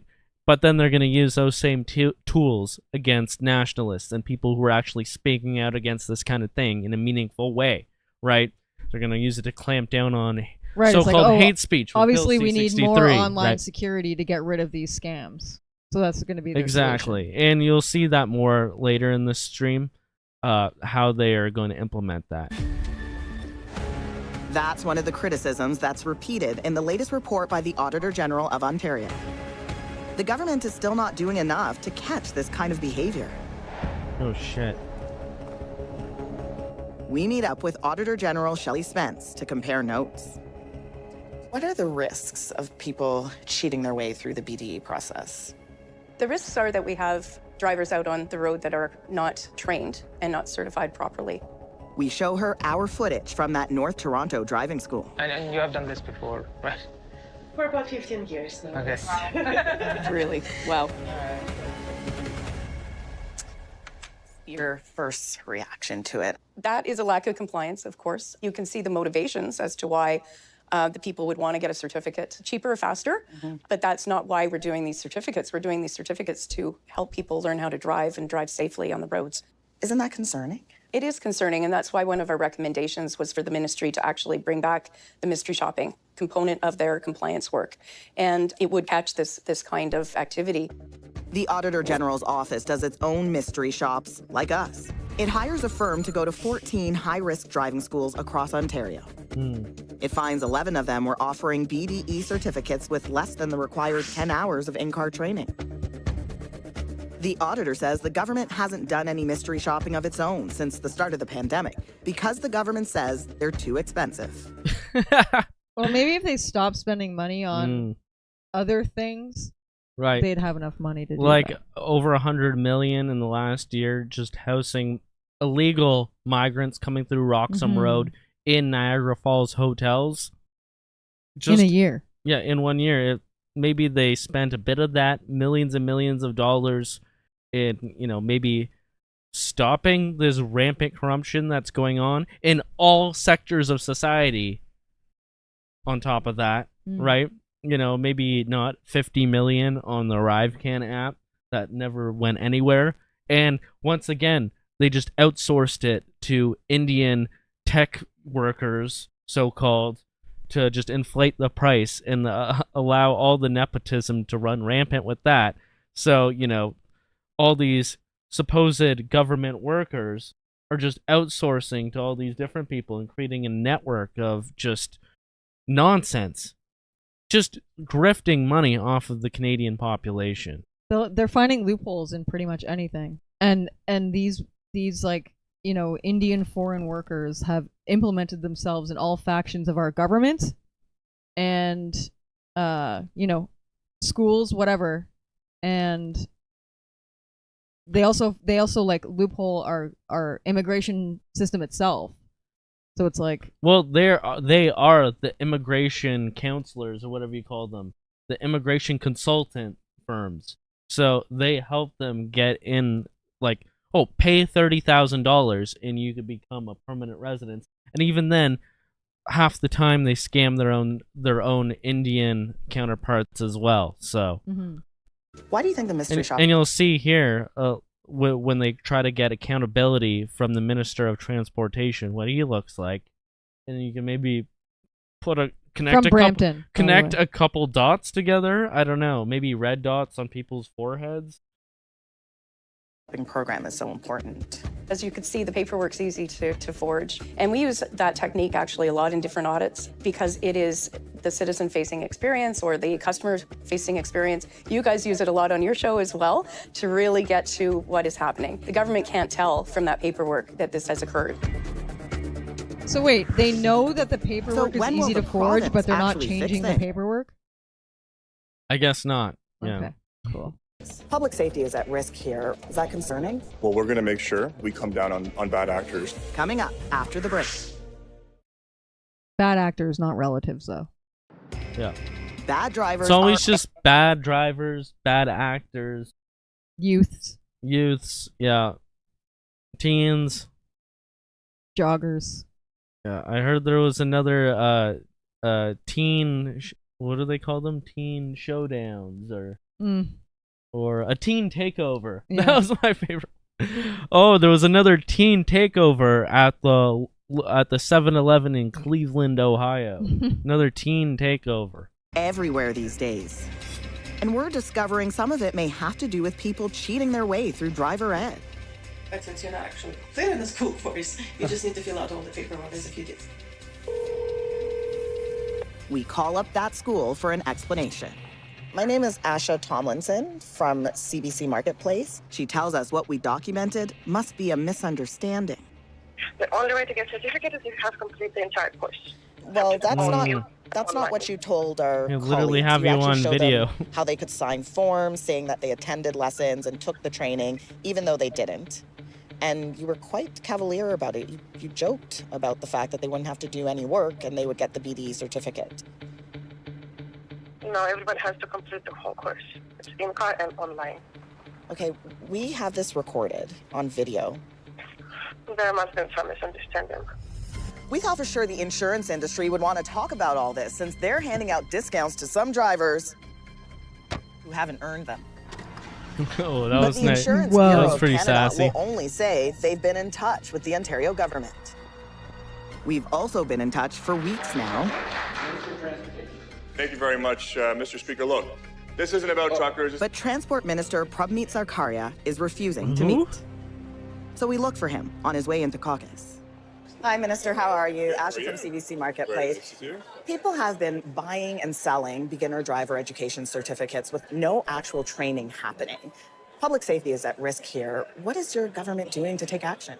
We have zero tolerance policy for that, and we will make sure that that is absolutely addressed. CBC Marketplace called 20 driving instructors. 14 of them were willing to break the rules and cheat the system. That it is unacceptable. We're looking at increasing sanctions on anyone with respect to contravening road safety rules or taking a form in these type of practices. They're looking at it. Just one more question. When you say shit, Yeah, and her assistant, his assistant, is like, yeah, no, we gotta get out of here. She literally had to use the good old ambush journalism tactic to Even talk ask to this him, guy yeah. a question because he was avoiding her. Yeah, and the only reason he's even answering the question, or she's even allowed in, is because she's CBC. from CBC.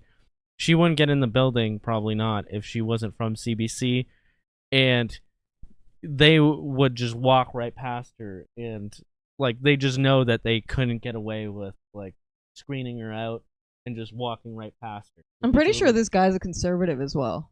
Because like when I looked at his conservative for sure. Yeah. When I looked at his Twitter, it was like all about Doug Ford. okay, sanctions, what do you mean by that? Well, we're always looking at penalties. We want to make sure that bad actors are punished. Yeah. Bad for any actors type again? of, behavior Yeah, I think you're a bad actor, actor. sir. You're a that is bad apple. not in line. We're gonna be looking at apples in a second, and no, not Pierre Polyev apples. Like how you like them apples. Well, talking to a libtard journalist, if you understand that. No, we're talking about apple orchards. So With rules that's and up next. regulations, and so we will have zero tolerance for any of that. Until Okay. government does keep a closer eye on things, the hope is that people Poor learn the Ashley rules of the road. has to actually go through and learn things. At least she's not going to get in a horrific car crash. Now let's hope some Jeep just doesn't railroad her in traffic and ruin her life. This is because why we of can't have their nice things. mistakes. And no return with just that line. People like Ashley Griffith So you got to look at what's the best thing for you to do at that point, right? Okay. will take a drive down the straight and narrow. Yep. So be a sucker, Ashley. Be a sucker and pay Wait full the price. full year. Yeah, wait the full year, you fucking Like the rest cuck. of us. All right, so there you have it. That was the basic driver education scam that they're doing. It's like half of it is scamming the rest of Canadian society, but then just having tons of nepotism for all their own kind. It's very weird in the way that it functions, right? And how they could get the Indian CBC guy to, you know, get cooperation immediately on the phone from them for their scam from like 14 out of 20 of the places that they called. And then you probably could have got it in even more of those places if you actually went in person. And, you know, of course, CBC is not going to mention that part of it. We specifically used this Indian guy because we knew that there was nepotism involved. And the driver himself was saying that, like, once the lady that he brings them to at the driving school, if she knows that he trusts them and he brought them, then they're fine, right? Right. So that's why he's freaking out, because he knows he's involved in a sting. So he's going to be uncovered, whether it's by the government, by the media, CBC, or some independent journalist. And the reaction knows of he's these getting people burned. when they get caught is actually kind of terrifying. Like, those guys had to wait inside a metro for an hour because that guy was waiting outside. Yeah, he's sending getting in threatening extremely messages. Yeah, he's getting threat of giving violent threats over drivers training. Imagine what they get like when it comes to something that's a lot more consequential. Yeah. Fucking crazy. So we're going to take a quick break here right now, and then we're going to get into this apple orchard thing, and then we have one more about the Telegram scams after. This is a song by Steve Hansen, and it is very relevant to what's going on here. I know Steve Hansen tried to fight me on stream a few months back while I was on Fairy's stream with Lee, and it was very awkward. I don't know what he has against me, but I don't have anything against him, and I think that his song has some funny and true lyrics in it. So we're going to play it tonight, and we're going to take a little break while we play this song. So check out Steve Hansen's new song, Put Jeter and the Monkey Man. I'm sure most of you already know about this song already, but we're Did gonna Tofu play... do this video? Yeah, Tofu did this video too, Nice. and he did an excellent job. So great job, guys. We'll be right back.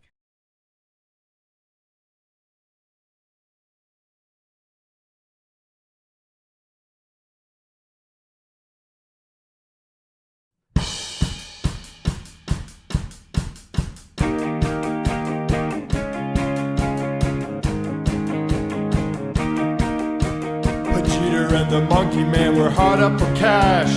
They stayed up all night smuggling cocaine and hash across the US border to Canadian cities. The Jeets are more than half of our trucking industry. But Jeter was a terrorist before he left the sand. Canadians are finding out the Browns don't give a damn.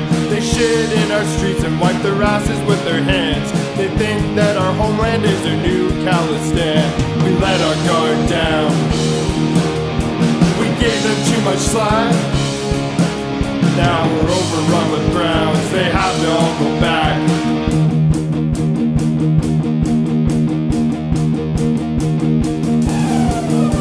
The Jeets wanted a statue of the Monkey Man. In Brampton they built it and called it Hanuman. They had spent all their drug money on homes and gold, but they pulled together welfare checks which were plentiful.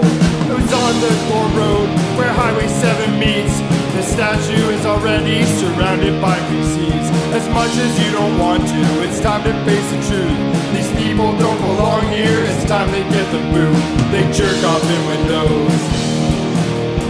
They'll stab you for a snack. Time to bulldoze their statue, time to send these fuckers back.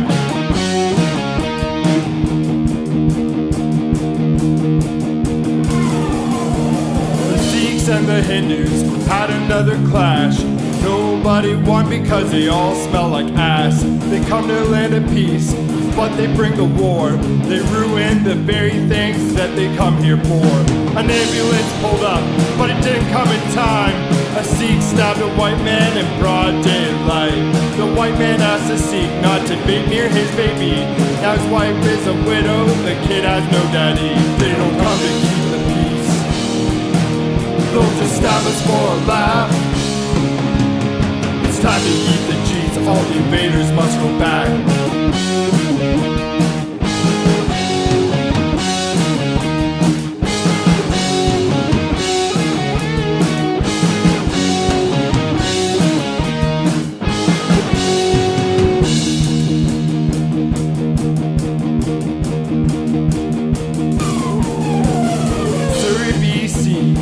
Widening up again as we rid Canada of these Indians. Their statue has been blown up, their temples are all gone.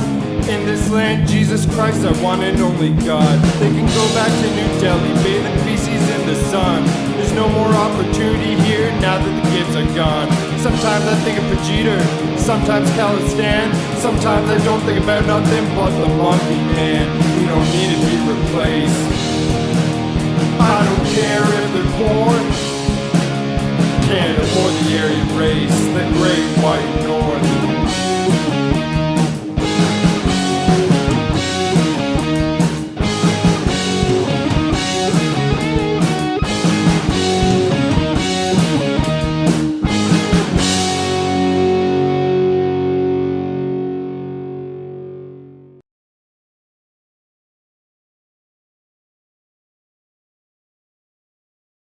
All right, and we're back. That was Pajita and the Monkey Man by Steve Hansen. Video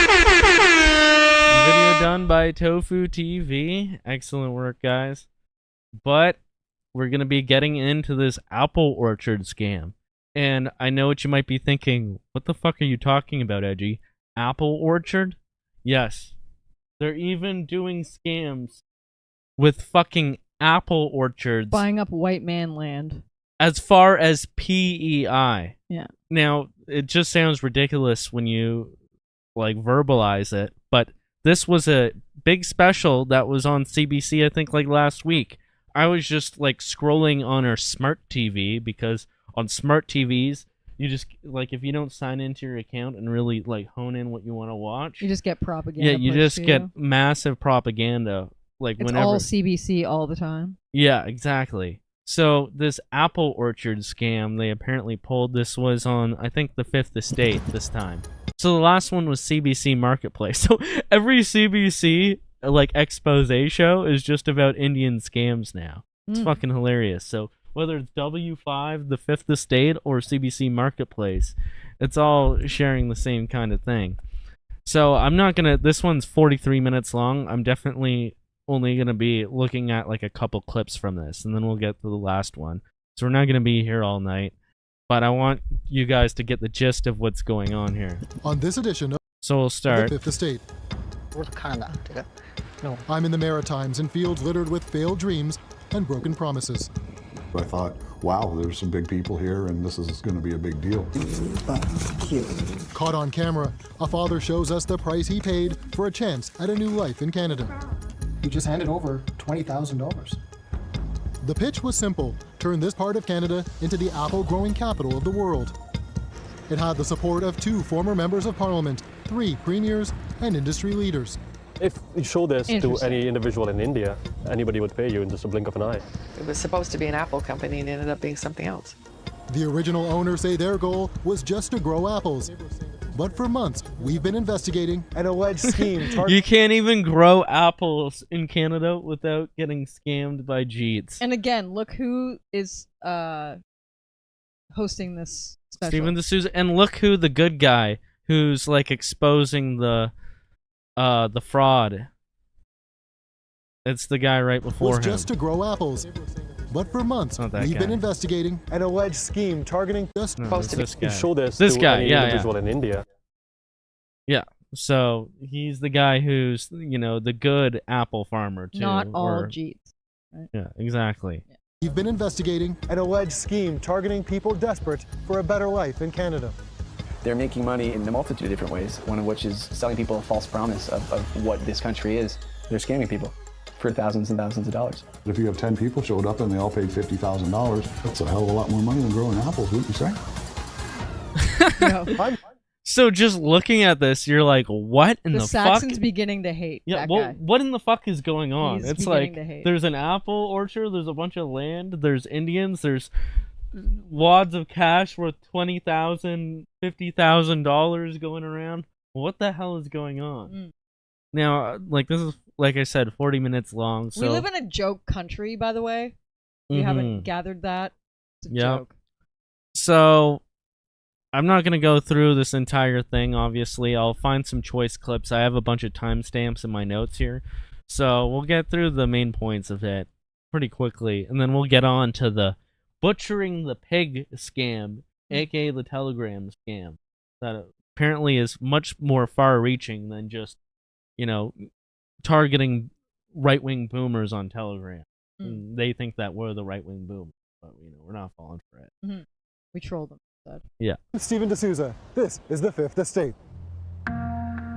By the way, once again, you could donate on Rumble and Entropy if you guys want to steer the conversation in any way, or give a tip, some appreciation, whatever you want, guys. No pressure. However, if I get a bit more money on Entropy, I could finally cash out this month's worth. On Rumble, you mean? No, on Entropy. Oh, it's Entropy. Oh, Yeah, okay. Entropy is the one that I need more donations on in order to be able to cash it out. And I just got one from Scarecrow. I appreciate it, man. He said, sorry, Depeche Mode. Nice song, but not all people are people. Some are animals. Sorry by Depeche Mode? Is that a song by Depeche Mode? It must be. Sorry, Depeche Mode. I know Depeche Mode has Enjoy the Silence and Black Celebration and a few other good songs, but yeah, not all people act like people or deserve the same respect as people based on their behaviors. And when you act like an animal, you get treated like an animal. Just look at all the gangs in El Salvador. they're all nuts to butt in their El Salvadorian jails from their new based leader who's cracked down on all gangs over there. And, you know, the people aren't being terrorized by criminals anymore in El Salvador. So And then there's Haiti. And then there's Haiti where like what's his name? The cannibal guy? Yeah. Barbecue is just eating his enemies, and it's just pure fucking anarchy. Black anarchy. So it's not even like cool anarchy. Like we're taking in more like you're Haitians too, by the skateboarding way. or something. You're skateboarding and doing Bitcoin. Like, no, it's like you're eating each other's people and you're raping each other's wives and stuff, and spoils of war. All hail barbecue. We're taking in more Haitians, by the way. Oh yeah, that So too, like of course. they're bringing people back from Haiti, but they've now extended it to their families. And, Okay. You know, So we're taking in the ones who didn't want to eat the barbecue, the human barbecue, or the ones who had enough of eating human barbecue and now they want something new. they like white meat, I guess. Yeah. They're sick of dark meat. Okay, that's a good one. All right. Well played, Stewie. This is why I have you on. Prince Edward Island in the summer is idyllic, and for many, a perfect getaway. And does this all look familiar? The signs, the flags? But for Yan Lu, returning here only brings pain. This is a terrible place. Yeah, when you treat other people like they are subhuman, you become subhuman in some way yourself. That's a good way to put it. Here, Yan Lu would spend hours standing and waiting, often with his daughter Emma at his side. The weather was hot, extremely hot, and there were a lot of bugs and mosquitoes. All for a job and a dream that never materialized. I didn't know what was going to happen next or what I would be doing next. I was very confused. His fate was connected to this farm, Canadian Nectar Products, an ambitious idea that became an ordeal exposing a side of the island most never see. Lu moved to Canada from China in 2021. So we don't need to know about Lou's Yeah, can we skip this backstory. part? Wah, wah, wah. Like you got scammed by... Yeah. Sucks. Like I feel bad for him, and I feel bad for some of the people. He was told that he could come here and get a job, basically, and have a better life for his daughter. But now you see these guys looking with their... I'm trying to think of a word. Their lustful eyes. These Indians looking with lustful eyes on Canadian property and Canadian assets, and just thinking, how can I make this into a scam? Yes. Oil takes plants very well. In 2014, Canadian Nectar Products broke ground on PEI about an hour outside Charlottetown, to great fanfare, and CBC cameras were there. Amarjeet Jatana owns apple orchards around the world. Now he's Amarjeet? So Amarjeet. Jeet is definitely not a slur because his name is... Well, I think it's funny that I'm more the Jeet. Subtitles are just like MRG. putting down roots on PEI. Sorry, English does not recognize you. Co-founder Amarjeet Jatana was front and center. North America, we are right in the midst of market here in PEI. The plan was unusual. PEI has long been known as the land of potatoes. Well, even myself, I thought you couldn't grow apples here. Barry Balsam was the first to give it a go 30 years ago. Now the island is home to about 20 small apple orchards, none as big as what Canadian Nectar was pitching. Well, it was a damnedest thing, okay. One day he got a visit from some businessmen, pitching high-density, large-scale apple orchards like the island had never seen. And then this black limousine pulls up, and these four characters pop out, and they got little cameras taking pictures of everything. And I said, excuse me, I said... They just roll up on his property like... Yeah, yes, like yes, please. Yes, please. Can I we like scam this you? land, please. Yeah. We're closed, can I help you? And they said, we're looking at planting apples. Balsam says Canadian Nectar co-founder Amarjeet Jatana, whom he calls AJ, talked a big game right off the bat. Well, AJ is a very intensive, he's kind of bubbly, he's an intense guy. Well, Yeah, that's how they do it. We know these characters, their charisma. So they rolls want up in a nice Cops car joined the and a Canadian suit. Nectar team on PEI. touting the province as the next Apple capital of the So they get the support of all the politicians. And take here. pictures with them. Yeah, world. that's another one of their strategies. I'll show you this and then another thing in a second. The president of Canadian Nectar Products was at the PEI legislature this week. We see there is a tremendous potential exporting from PEI to the rest of the world. COPs opened India. a lot of doors, introducing Amarjit Jatana and Gurman Grewal to then Premier Robert Giz. But Jatana had another partner in the orchard. His name, Kamalpreet Kaira. This is where the thing gets interesting because the one person, Kamalpreet Kaira, who was approached to be a minority investor, wanted to do immigration, and we said absolutely not. Kaira was an immigration consultant from Ontario. COP says he wanted to go beyond just selling parcels of the orchard to investors in India. His idea, promote that investment as a path to immigrate to Canada. So not only are you getting foreign investors into it, but now it's a pathway to to get citizenship, right? By investing in our apple orchards, you could start your journey to settle in Canada on permanent residency visa along with your family. Oh my god, and whenever you hear that text-to-speech voice and something that's supposed to be this professional, just know that you're dealing with somebody who's not genuine. Did that seem above Or board to you? can't speak English. Well, I didn't want to go there because, and the PEI government definitely didn't want to go there. Or they're trying to scam people from every different background. And I love how these politicians now are like, we didn't want anything to do with this after we heard about the immigration thing, so we backed off.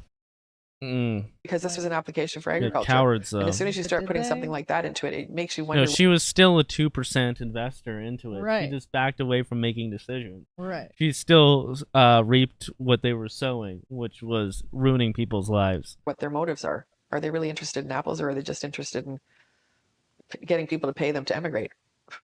Yeah. And beyond that, it's more than that, bitch. But anyways, this is more of how they use politicians in order to legitimize themselves, especially to Indian investors. They go, "Oh, look, see, I'm with Premier of new PEI," and then from there on, they'll go, "Ooh," and they all ogle over it in India, and they get more investors, and then they get people to actually sign up for the scam and get duped and scam themselves. And now they're our problem in this country. Into small parcels, each sold to an investor, managed as one. I thought it was one large farm, but these are all independent people. But that plan would lead to the split of the original ownership group. As far back as 2014, Canadian Nectar was offering 10 acres for $400,000, with Amarjit Jatana and Gurman Grewal quoted in this media report. Former Deputy Prime Minister Sheila Copps, who had a small share, says Kamalpreet Kaira was also pushing to tie investment in the orchard to immigration. You can expand your business and you can get the permanent immigration. What specifically did he want? Oh, yeah. You get your permanent residency. You get your immigration. Remember that all these immigration consultant firms are bringing Indians here, too, for schools. And these fake schools are telling them that they could get permanent residency by signing up for these schools. And then going through a few different extra steps. And then they get their temporary worker visa or whatever, and then permanent residency. So them going to school is not them actually contributing to anything or paying anybody but the scammers who are bringing them in. But It's the not thing is, adding too- even to our economy when they come to, like, because they're not coming to actual schools to pay their families' wealth from India. They're paying it to other scammers who are already here and bringing more of them in. And these jobs don't even exist. Yeah, exactly. They can work at Tim Hortons and then beat out all the stoned white teenagers that should have that job because, you know, they're trying to work and learn good morals at a young age and, you know, put some money in their pocket and learn some discipline before they go off to university. But no, we can't have that anymore. We have to stay in because of COVID, and, you know, there's now dispensaries, like one per every square mile in every city. So, you know, when you grow up, you could be a weed smoker. That's what you could be. And you could be on CERB when that comes out too. And you'll never make more than $1,000 a month. But at least you'll live in your cuck pod, and you'll have your e-girlfriend in your what do you call them? The coom stick? The Coom Stick 3000. You'll never have any kids, but you could coom in your Coom Stick 3000 Also, Tofu has deemed Prince Edward Island Pajit Edward Island. Okay, is Very that clever. on? I don't wake up usually early enough for Tofu show, so I've said it missed right a there. few ones. Oh, he said that? Yeah. Pajit Edward Island when? Yeah, is that where we send them in order to figure out what to do with them next? I don't know. How does Pajit Edward Island work? I thought PEI was going to be the white I don't ethno know. state in Canada. I don't know. Batman lives in Prince Edward Island, so. We need to ask him. We need to ask Batman. Well, shoutouts Tofu TV. Glad to see you here. Yeah, man. Excellent job on that video too on Pajita and the He's been monkey. streaming and he's been killing it, but I think he's taking a break for a little bit. But yeah, For a week, he's killing I've it. heard, yeah. Yeah. Well, on Entropy, we have another super chat from Mika Shrednick. He's saying, "Pff, Ontario's got nothing on Vancouver, BC scams." So, yeah, I can only imagine what is going on over there. I've seen the notes that they use to extort each other. Like, they post on each other's doors and shit. Wait a minute. She says only one Chinese guy needs the skills to pass the driving test, and then he takes the test for all the others because no one can tell them apart. So it's like one guy going in for all the Chinese people to do their driving test who knows how to drive. Yeah, I mean... He's taking the test for them. That's funny. I can imagine that, and I can imagine they do that at school, so... Yeah, thanks for the super chat, Mika. But... That's hilarious. Yeah, I can imagine them doing that. The Chinese, they go under the radar better because they're not as egregious, and they actually use deodorant, or they don't emit natural body odor as bad as Indians. So you don't immediately get repulsed by their presence. I don't know. I have a conscience, so I would have a problem with partaking in a scam because I'd be afraid of getting caught and like going to jail or like, you know what I mean? It's like, do these people not have a conscience? They're just like, yeah, I can sell my soul for this driver's license. It's, I don't know. I have a conscience, so I couldn't. Well, I would be very interested to know more about what each group's scams are, right? As we saw at the beginning of the stream, the white van speaker scam is the white man's scam. And I miss the good old days when that is all you had to worry about. And instead of getting 10 different phone calls a day, you know, from Walmart or the CRA or from the Canadian government or from your bank, supposedly. Instead of getting all these fake scam calls in order to get you to go to the same call center in Mumbai where they just bloody fuck you out of all your money. Back in the day, all you had to worry about is potentially losing $200-300 from the white van speaker scam, and then you learned your lesson, and you learned not to be a retard from then on. I used to get the ones where they would call and say, I want a cruise. Have you ever gotten that one? And it's like a boat honking when it first calls you when you answer the phone. It's hell like, yeah! You want a cruise. I want a cruise! Let's go! Did I win the Rebel News booze cruise with Sheila Gunn Reid and don't even get me started on that. Ezra Levant? Making the cruise during Easter is what a Jewish person did. So. Oh, okay. Yeah.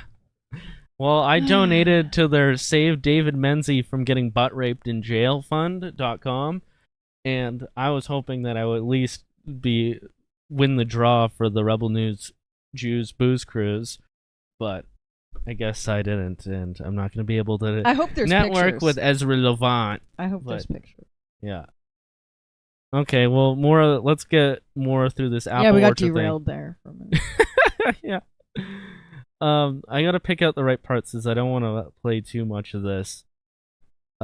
Let's show them giving the cash. So this Asian guy was at least smart enough and had enough of a conscience to film it while he was going through it.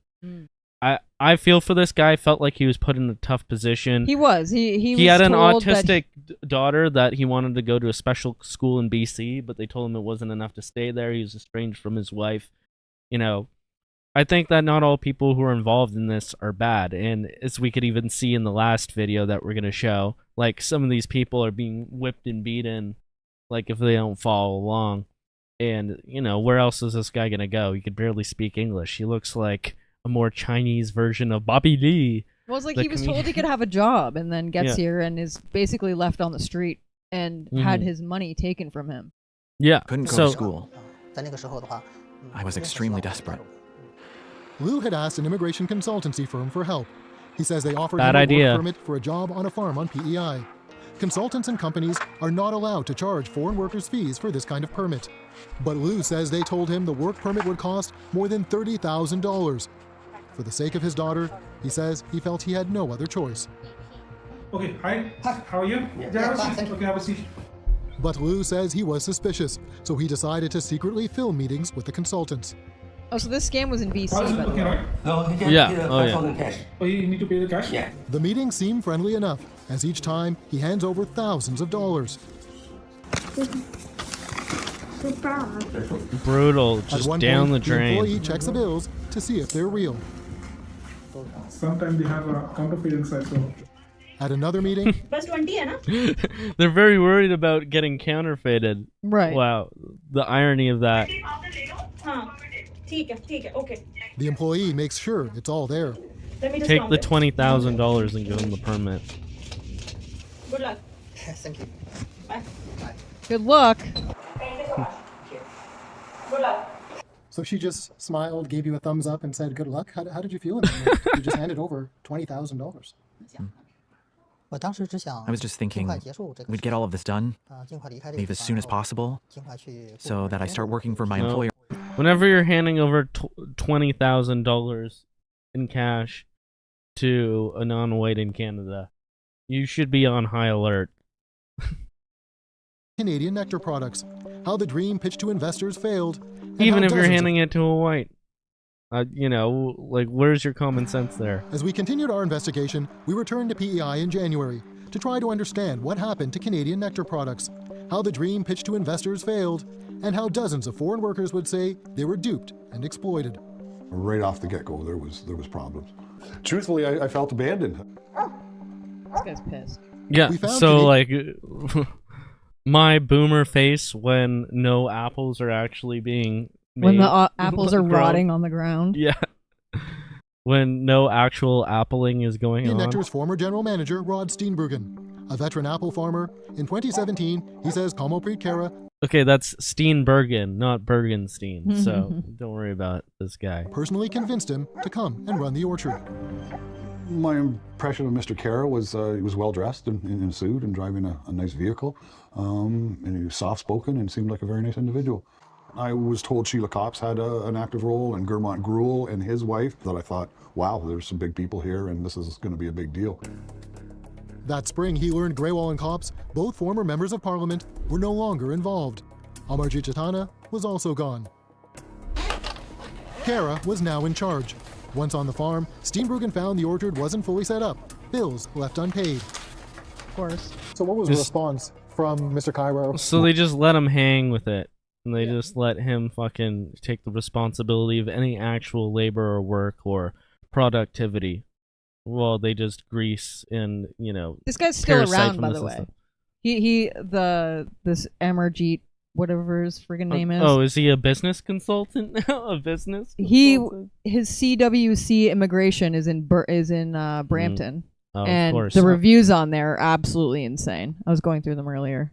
So Yeah. he's still working and still doing this and scamming people, by the way. Of course. Well, Rod figured it out. That's what we pay you for. The biggest problem he faced, more foreign workers than he had jobs.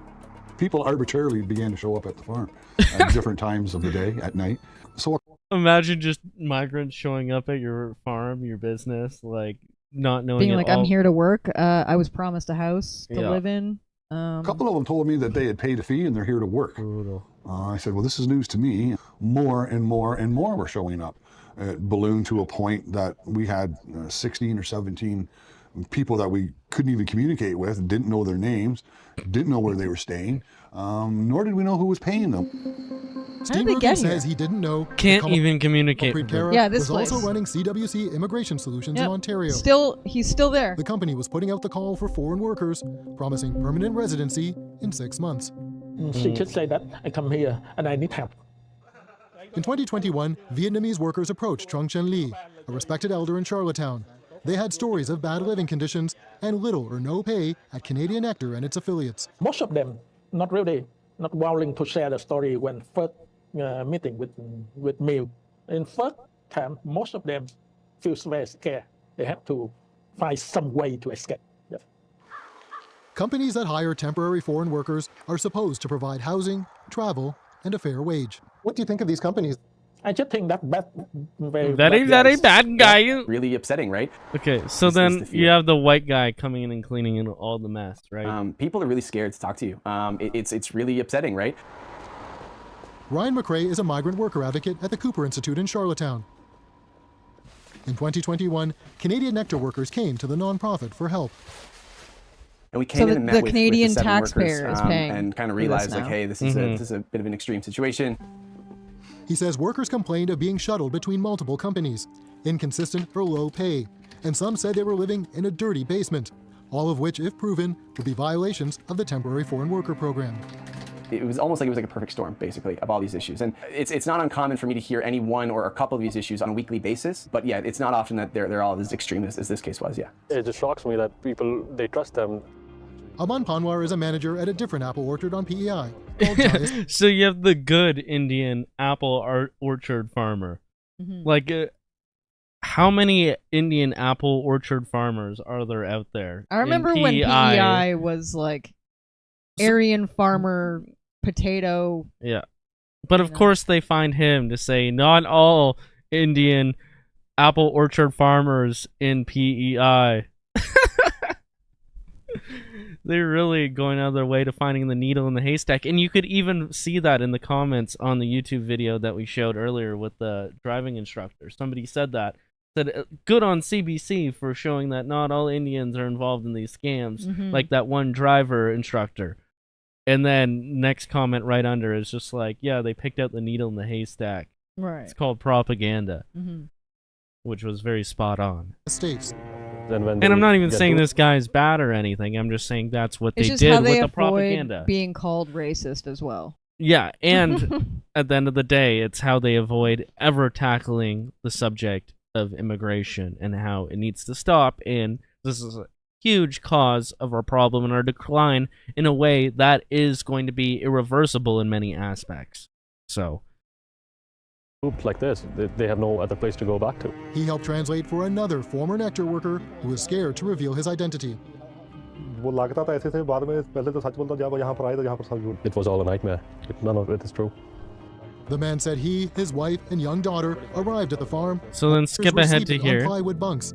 Now this guy is going out of his way to like use his firm to help give these guys a proper place to sleep. Is he putting them in hotels? Yeah, this is where we would have went after leaving their accommodation where they were working at, yeah. By the way, Niagara kicking out people who rented out hotels like a year in advance for this eclipse that's coming up over here.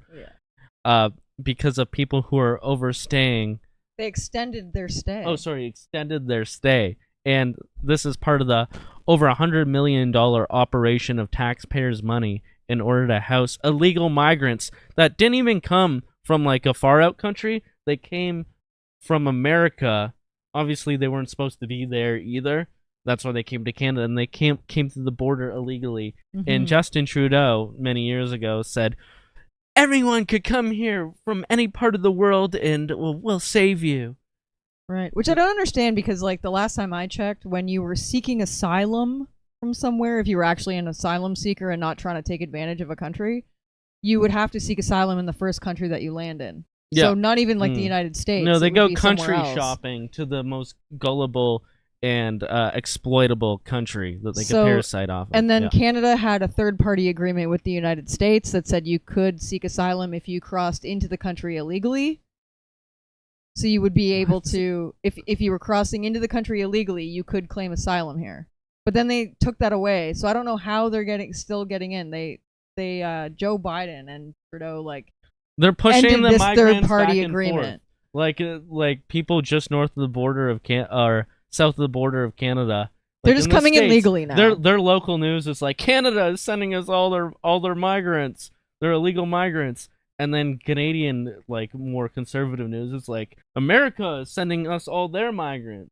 And they're just pushing it back and forth. But they don't even say America's sending it. They're like, oh, this Haitian needs to come here. Like the ones that I confronted at the NAB Center, like in 2019, they were living in the States for years before they even came here, and they were scamming their system as well. The one guy was like married to some woman, but not actually like they weren't actually like in a marriage. He just like was an economic migrant, found someone who would marry him, and like what he had offered me was like money to get married to me through his immigration, right? So he would pay me out money from his immigration. Lovely. And so he had been doing that in the States and then came here because all the Haitians were being evicted by Trump when that 2-year agreement that Obama had given through. So whatever.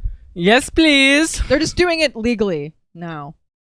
All right. Advocate Ryan McRae says some workers were sleeping on plywood bunks. I remember those old videos that you did. Yeah. Yeah. It's been going on for a while. It's just now more noticeable. Yeah, I think 2017 is when the Roxham Road thing started. And now, just recently, they claim they've, patched it up. They're still coming over through Roxham. They're still coming through and through other entries. The airport? They're literally still in Niagara. The hotel that we protested last summer, they're still there. Yeah, that's the hotel that they told that lady that the group had extended their stay. So it's the one that we protested. And so the group is obviously those illegal alien people. It also makes for good parking downtown. Illegal alien people. So he and colleagues from the Cooper Institute took the unusual step of moving them to this motel in Charlottetown. How many workers would you say overall you've helped get out of this situation? Probably 15. McRae said the workers were stuck at the farm because of their type of work permit. To hire a foreign worker, companies must prove they can't find local employees.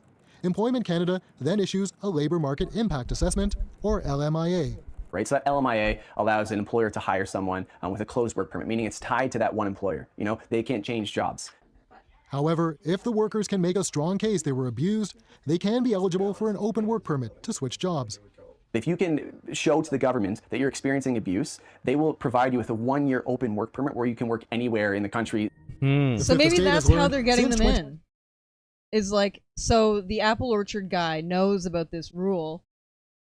So that's actually the... Well, that's going to pass the buck after... They're saying it's a scam, but really he knows the rules, that they're actually going to be able to get a work permit if there's no job here, so they get to stay either way. Yeah, but they just take a couple hits from it. Oh my gosh. Because so listen to how many complaints he gets before they even do anything about it whatsoever. By the way, none of these guys have been charged whatsoever. No, he's still functioning in Brampton. Like, this guy is literally bawling his eyes out with his autistic daughter about how he's been scammed of tens of thousands of dollars. And only when, like, this system with its, like, safety net and this white guy who's, like, literally shuttling them around to actual hotels on the taxpayer's dime, only then do, they get helped in any way.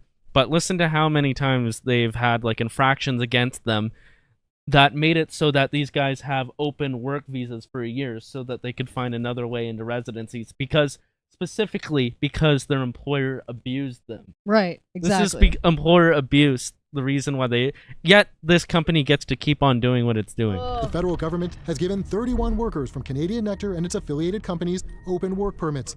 That's at least 31 times officials accepted employee claims that they were vulnerable or suffered abuse. I was furious. I was furious again. Yes, at the employer, of course, but more at the government that is allowing this type of systemic issues to happen. In 2018, I mean, he sounds like a bleeding heart liberal who won't acknowledge a big chunk of the real problem. I'd like to hear his solution, though. Yeah, he is right, though, that it is the system and the people in charge. His solution is probably very much different than ours. Yeah, take more money from us so that they could house them and then patch up the system. Or but no one should have a permit to work. Everyone's a right to work. When he managed the orchard, Rod Steenbruggen says he called federal officials asking for help with the workers. And he called them, too. Nectar. The actual apple orchard guy who actually cares about the apples and the business infrastructure of it. I went to Service Canada on that, and they put them in touch with somebody that could translate and had a home or a shelter for them, and they were removed. And where they went, Stephen, I don't know. Hotels, that's We where they reached out to Employment Canada about complaints. They declined to comment, citing privacy. But despite all the complaints, the government was still allowing Nectar to bring in foreign workers. Of course. Oh, and they'll also shuffle around all the people that they send, the new migrants that they send to hotels. Once enough people figure out about them and realize where to protest, or, you know, the pressure comes down on the city enough, they'll just put them to a different area. Right. And then they'll just wash their hands of it and pretend like it never happened. The You're a one racist for photo- saying anything about it. The one photo that I put out of one of the hotels that was housing migrants that said no vacancy, they moved them, but they blamed it on the eclipse, that they wanted to move them because the eclipse was coming. But I wonder if it's because, like, I named the hotel that one of the hotels they were at. I don't know. Well, I remember when there was a protest that we attended, there was immediately some Zionist organization called Cite Intel that wrote an article about the impending protest that was going to happen. And all we did, or all that was put out there, was one poster on Telegram. And that was enough for them to make, like, a paywalled intelligence report that only goes to their anti-hate or, you know, Zionist intelligence organizations. Which is why is Cite Intel, something that was usually dealing with stuff like ISIS or Al Qaeda, why are they talking about in Niagara Falls people doing a legitimate democratic protest against millions of taxpayers' money going to house illegal immigrants? Interesting. I'm not a mathematician, but if you have 10 people showed up and they all paid $50,000, that's a hell of a lot more money than growing apples, wouldn't you say? Yeah. How do you like them apples, Pierre? We found that since 2017, the government has given Nectar and its affiliates permission to hire 217 temporary foreign workers. The last instance was 2021, 3 years after Steenbruggen's call. Steenbruggen said he told Kamalpreet Kaura about the issue. He said, I'm not doing anything illegal. He goes, it's not my fault that laws in Canada are so lax. Oh, In June so we're just 2022, mocked. after years of They know it, and Yeah. they're taking advantage. We're a joke. Yep. So they did get busted, but of course no charges. Tonight, why border officials executed a search warrant at 2 PEI farm businesses. The Canada Border Services Agency raided Canadian Nectar products and affiliated companies. CBSA alleged the companies worked closely to defraud foreign nationals and Canadian authorities by charging fees to foreign nationals for work permits. The CBSA alleges some of those large fees were for jobs that didn't exist, that workers had to pay cash for false pay stubs. Some workers told the CBSA they went along because of a promise that they could apply for permanent residency after 6 months. They're making money in a multitude of different ways, one of which is selling people a false promise of what this country is. They're scamming people for thousands and thousands of dollars. Those accused of scamming foreign workers, Kamalpreet Kaura and his immigration consultancy firm, CWC. But to date, no charges have been laid. Of course not. What do you expect? This guy just doesn't answer his door. But it seems and he gets Islanders away weren't with the it. only ones. Yeah. So funny. Dealing Just don't with answer your troubled door orchards. and then you'll be Coming fine. up, the original apple entrepreneur Amarjit Jatana takes his apple growing dream next door to New Brunswick. Oh, so he's got new targets too. So a now- white farm in New Brunswick. We were with the bad people. We were a guy whose intention wasn't planting an orchard, was doing a con job. It's literally the guy from Fargo. Kind of. With the bad people. We were a guy whose intention wasn't planting an orchard, was doing a con job. Yep. Since 2014, Canadian Nectar's business plan seemed to hinge on investors funding the main goal, shipping apples to India. This block, this block, this block, this block, this block belongs to a Mr. Satija. Right, and there's various lots, lot 17, lot 18, lot 19. Okay, so I want to show divide just up a the bit orchard more into small about parcels. those Saskatchewan farmers and sorry, not Saskatchewan, those New Brunswick farmers there that got scammed, and then we could wrap this one up and get to the last video. So I have this timestamp here. $200,000 up front, expecting Jatana to develop just the apple orchard. It was a complete mess. It was a disaster. I mean, there was absolutely no experience whatsoever planting trees. And himself, AJ, he couldn't start a tractor. He didn't know how to start a tractor. But the couple had signed a contract, complete with timelines. So after a few months, with barely any trees planted, the Pettypaws cut him loose. The breaking point, he asked for 200, another 200. The job wasn't done. Employees hadn't been paid for 2 weeks. Matter of fact, I did the last payroll on the employee. So he's giving them he's paying the employees out of his pocket then? Jatana sued the Petty Paws for breach of contract. They countersued, and after a nearly 5-year court battle, they won. A New Brunswick court ordered Jatana to pay back the $200,000 the couple had invested. Do you think he paid it The justice back? also found Jatana was getting a kickback for the trees, making I highly doubt it. $75,000 for what the justice called a bribe. Because to get an order to get people to pay for something like that is one thing, but to get them to actually pay, I don't know. So what went wrong? We were a guy whose intention wasn't planting an orchard, was doing a con job, take as much money as he can from people. In a statement to the Fifth Estate, Jatana blamed COVID and drought for orchard issues in New Brunswick. Right. I love COVID. COVID, the ultimate thing that just sweeps everything up. Oh, sorry, we fudged all the numbers. It was COVID. You know, all our finances, all the books. All the apples went rotten during COVID. We couldn't. All the passports and all the insurance policies behind the Twin Towers, they all got burned up in the wreckage, right? So annoying. Very, very typical and very classic, right? Now, as you could probably imagine, not a single apple was developed for anyone to eat. No Supposed to be apples an were apple sent to company, and it India? ended up being something else. For all the promises, Canadian Nectar never shipped a single apple it grew to India.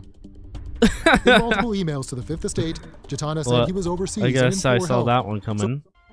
So just one more thing to cap it off for this video. Let's just let them speak for this whole situation.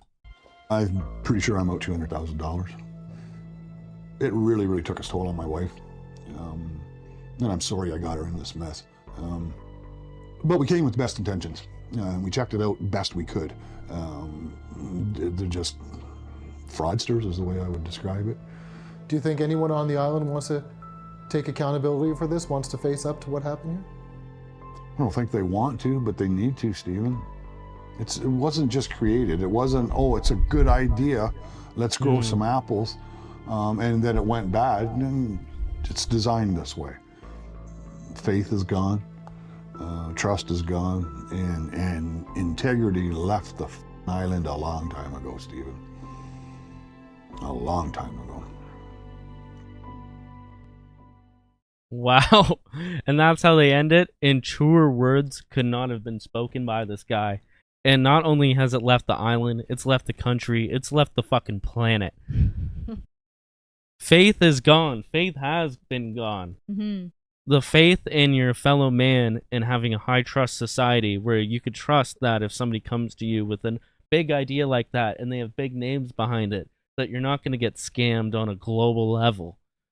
Mm-hmm. Faith is gone in that. Integrity most certainly is gone, right? I think we're just in a new world now, right? And we have to never relax when we're facing these things going forward and educate each other in order to make sure that, especially our older relatives, our grandparents, our great aunts, you know, our family, friends, our neighbors, we have to make sure that they are cognizant about these things that are happening right now, because this next video is really going to show you, like, sometimes if you fall for a scam, it's like, wow, I was really dumb, and it does really make you feel stupid. I sure felt stupid when I fell for the white van speaker scam when I was 18 years old, thinking that I was going to be able to hustle and flip this hot speaker. Or at least listen to music. Like, yeah, loudly. at least listen to it. Even my parents were like, well, whatever, at least we could use it. And I was like, no, Mom, it's that shit that even you can't use it. Like, yeah, it's bad, right? But I feel bad for some of these people who are exploited and abused for hundreds of thousands of dollars. It's actually very sad. And, you know, you think of the average IQ in Western countries is like somewhere around 98, 100. You have to realize that there's a lot of people who are, that means like half of the population, I think, is below that, right? Or they're teetering around that medium there, that median. Or there's a lot of smarter people who actually fall for it because they think they're smart. They're smart in some areas, or well, they're looking to invest in something, right? They think it's a good investment, right? And I feel bad because, like, you know, these farms or this land has probably been passed down, you know, in their family. It's like a family heirloom, right? And these people were scammed by someone that doesn't even go here. Yep. Essentially.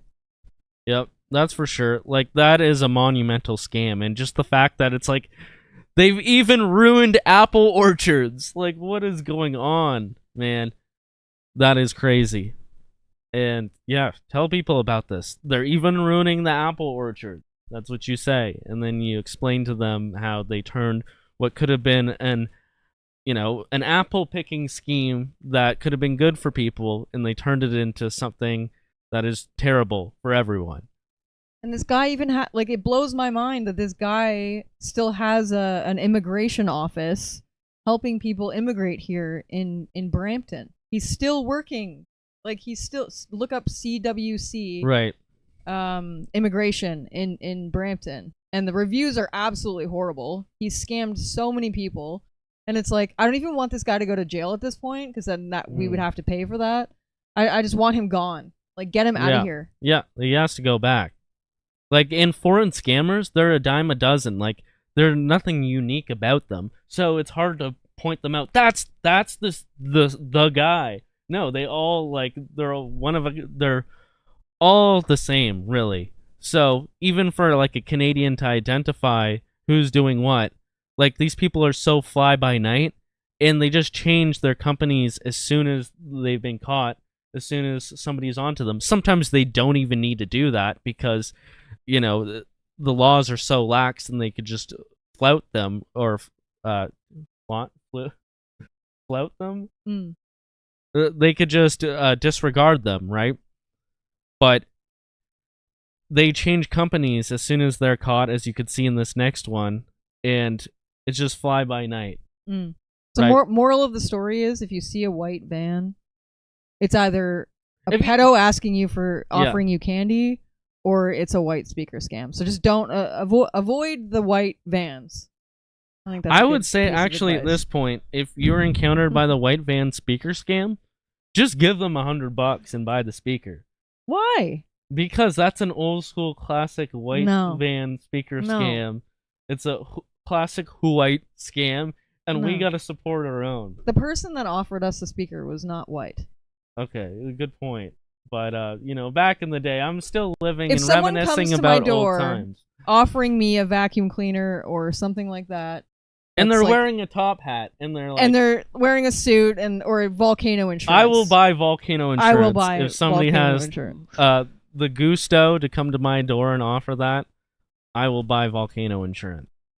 But I see some people talking about you know, how smart people might fall for scams too in the chat. Like, there is cunning Drogger. They Drogger basically called you stupid because you fell for a scam.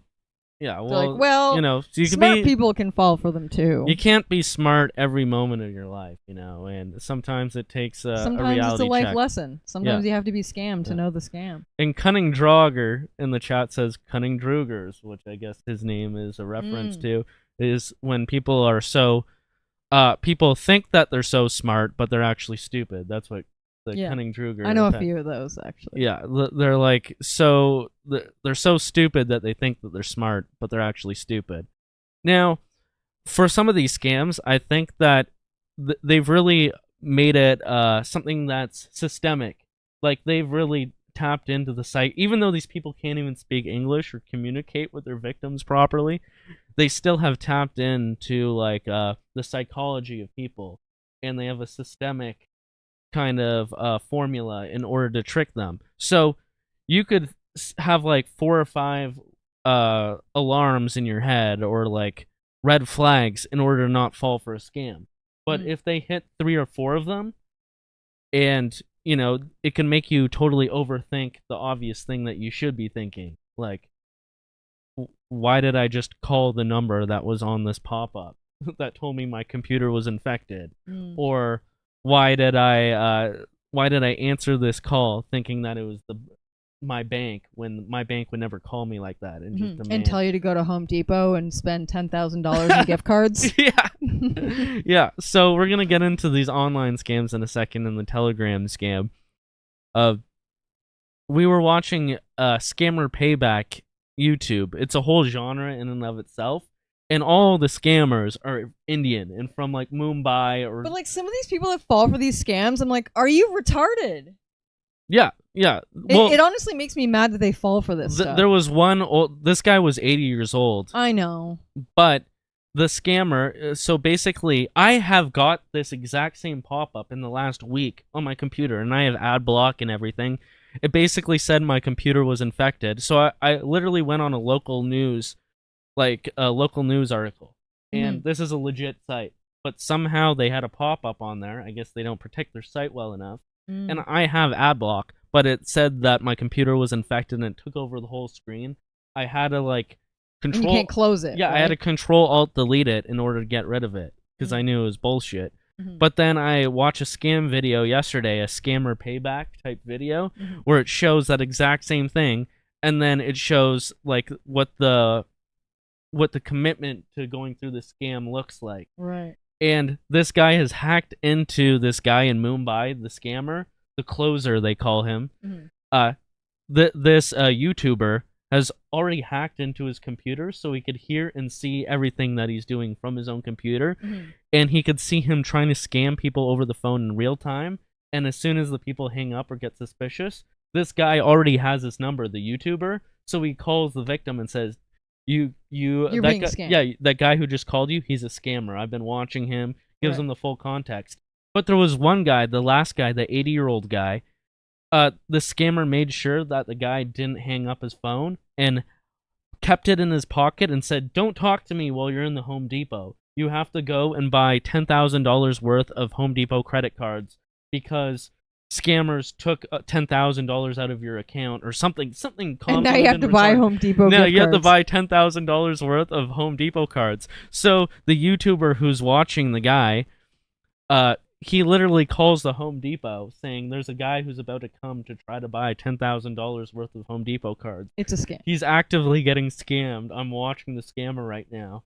So then the old guy tries to buy it, and then the manager intervenes, and then he gets back on the phone with the scammer, the Indian scammer, the old man does, and the Indian scammer gaslights him into saying that he told the Home hackers, Depot, or like the hackers know that the hackers are hacked into our call right now, and they went to the Home Depot and they're confusing everything. You need to go to another Home Depot now. So the guy was on his way to another Home Depot, but luckily this anti-scam YouTuber with like millions of followers he called an extra organization that had bots in order to spam this guy's phone in order to stop him from going and buying all these gift cards at the next Home Depot. Like, it could be that bad, right? That must be like confusing though for an 80-year-old. Like, imagine getting a call saying like, "Oh, your computer's been infected," and then someone else calls you on the phone and says, "No, that was a scam." Like, who do you believe? Yeah, exactly. Who do you believe? And they call them at specific times. Like, they don't call them on the weekends at all because they think that their families are going to be home. Right. They try to call They people. want retirement people. They want retirees who are home alone during the day. And then they also have networks, so they have like a whole system to filter out phone numbers that are good leads too. So likely you've gotten calls where it's just they're seeing if you're going to answer it first and foremost, and then they put you into the next level to filter you again to see if you're gullible, to see if you're going to fall for any of their scams. So that's where they would go next with that. Now, we were watching a bunch of these videos. Yeah. Like, this genre is so good. They always are able to hack into their CCTV cameras in their fake call centers in India. They are sending them glitter bombs. They were sending them packages with rats, packages with cockroaches, stink bombs, blue dye in their soap. They have people... So they could tell who washed their hands and who didn't. Yeah, all the Indians weren't washing Ew, their hands. you don't wash your hands after you go to the bathroom? Weirdo. It's a great genre on YouTube. It's one of the last noble Aryan endeavors. So these on the YouTubers, internet. like, they report them to the India police, too, and the Indian police don't do anything about it. They can't do anything about it. Yeah, and It's imagine like a mafia. Yeah, and imagine how easy it is to pay them off. Because I think the police are involved. Like, it's Yeah. legit a mafia almost. Yeah. Everyone's making money. How much money did they say they made a year? Over $1 billion or something? Yeah, well, we'll look into that in a second. Like, you could go watch any of these channels. Like, Jim Browning is a good channel. Scammer Payback. Scammer Payback pretends to be an old woman, and he just trolls them constantly. Bloody. And they always just go, bloody fuck you! Bloody Your press mother, enter! your mother. Why are you? And then he'll scam and, like, take money from them instead. Like, I think he would give it back. Like, he wouldn't give it back, but he would, like, give it to other... Like, he's not trying to scam anyone, but... Like people who have lost money? Yeah, exactly. He probably gives it back to them. Yeah, but they do good work on YouTube with all that Bloody shit. fuck you, bloody. Yeah, their Jeet freakouts are so funny. It's basically like what we showed you earlier. So if you missed the beginning of the stream, we're not going to show it again. But basically, this was the result of me and Lee collectively trolling one of these butchering the pig scammers. They wanted me to send screenshots, and this is at 3:06 a.m. Yeah. So we spent all night fucking with this guy Yeah. and leading him on. Like, I would dick tease him by acting if he was nice to me and Lee, that like we would follow along with his He actually instructions. apologized for telling me to fuck off, too. Yeah, exactly. So then I showed him this deformed baby by the end. Sorry, you can't see this. Yeah. I showed him this deformed baby instead of the Bitcoin wallet he wanted to see, and he said, okay, open the mouth and the big eyes and insert your dick and fuck the mouth harder after the mouth, you fuck the eye too. Understood? That was a horrible accent, I'm sorry for that. Yeah. But I'm not butchering it as bad as they are butchering the pig with this new scandal, because Ooh. that's what it's called. What a Butchering the segue. pig. Yes. I'm sorry, I'll work on my Indian accent. I only looked at the tutorial today, and they told me that I wasn't supposed to be racist with it, but I don't It's know. educational. Yeah, it was only educational and for actors, but... Nevertheless, here I am. Alright, here's the final video we're going to get into. I'm just going to make sure I caught up on all the super chats here, and let's see what you guys are saying in the chat.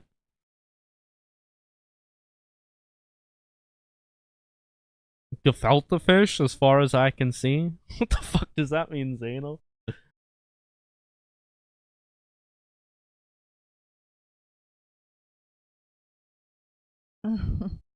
Yeah, Trish is saying that she watches some of these guys, these scammer payback guys. Oh, we got a super chat from Chucky's Extremist Circus. Appreciate it, man. He's saying, this show is hit home. As a trucker, dealing with undocumented drivers, they're a danger to everyone. Smoking my brakes from being cut off is a daily occurrence. Thanks for bringing awareness to this issue. Well, thank you, man. I appreciate that. And Be yeah, safe out there, I man. couldn't imagine having to, like, maneuver with that amount of weight. Being on the and road all the time. Responsibility. With them. Yeah, meanwhile, you know that the other colleagues and peers in the same business as you are not doing that, causing a danger to you and everybody else. Yeah, it's crazy. Like, as I was saying at the beginning of the stream, in the last, like, especially in the last year or two, it's like, what the fuck is wrong with drivers now? Like, Well, it's like we were saying yesterday. It's like, they're either drunk driving, they're either Jeets who don't know how to drive, yeah, or they're like vaccinated. yeah, But stroking it's just out like behind a the luck of wheel the or draw. something. I don't know. Like 2 weeks ago, I pulled out to go to the grocery store, just like 200, like the first intersection in my subdivision. I'm driving down. There's no stop signs for either of us going this way, and there's a stop sign this way. And we're going very slow, thankfully, and the driver just pulls out and does a left turn right in front of me. And luckily, I'm on high alert at all times when I'm driving. Mm-hmm. Good that I am. I slammed on the brakes and turned my wheel right all the way and just barely missed him. And I'm just honking on the horn as we're stopped, and he just dips out around, and I see, you know, what background he is when he does it. And I'm not surprised at all, and I'm just shaking. Like, I'm not a road rage guy. Like, I don't get mad at people for little things on the road, but that was like... And how many times have we driven down the street and they have a stop sign and we're like, are they going to stop? Because they pull out like yeah, almost pretty much to the intersection yeah, at going like really fast, and it's like, you don't know if they're gonna stop or not. Yeah, never relax and never trust the drivers around you. Yeah, for sure. Have your own little bubble of Defensive driving. all of defensive the driving, and mitigating any damage that can happen to you, because it's bad out there. All right, we're gonna learn about the Telegram scam and butchering the pig, and we'll figure out what got this Jeet so riled up that he wanted to fuck a deformed baby in the eyes. So you're also supposed to ask them now if someone As is we making saw right them do here. this. You're supposed to say, "Is someone making you do this? Yeah. Are you being held hostage?" Yeah. Because So apparently that's what they do. let's get to the bottom of this right here.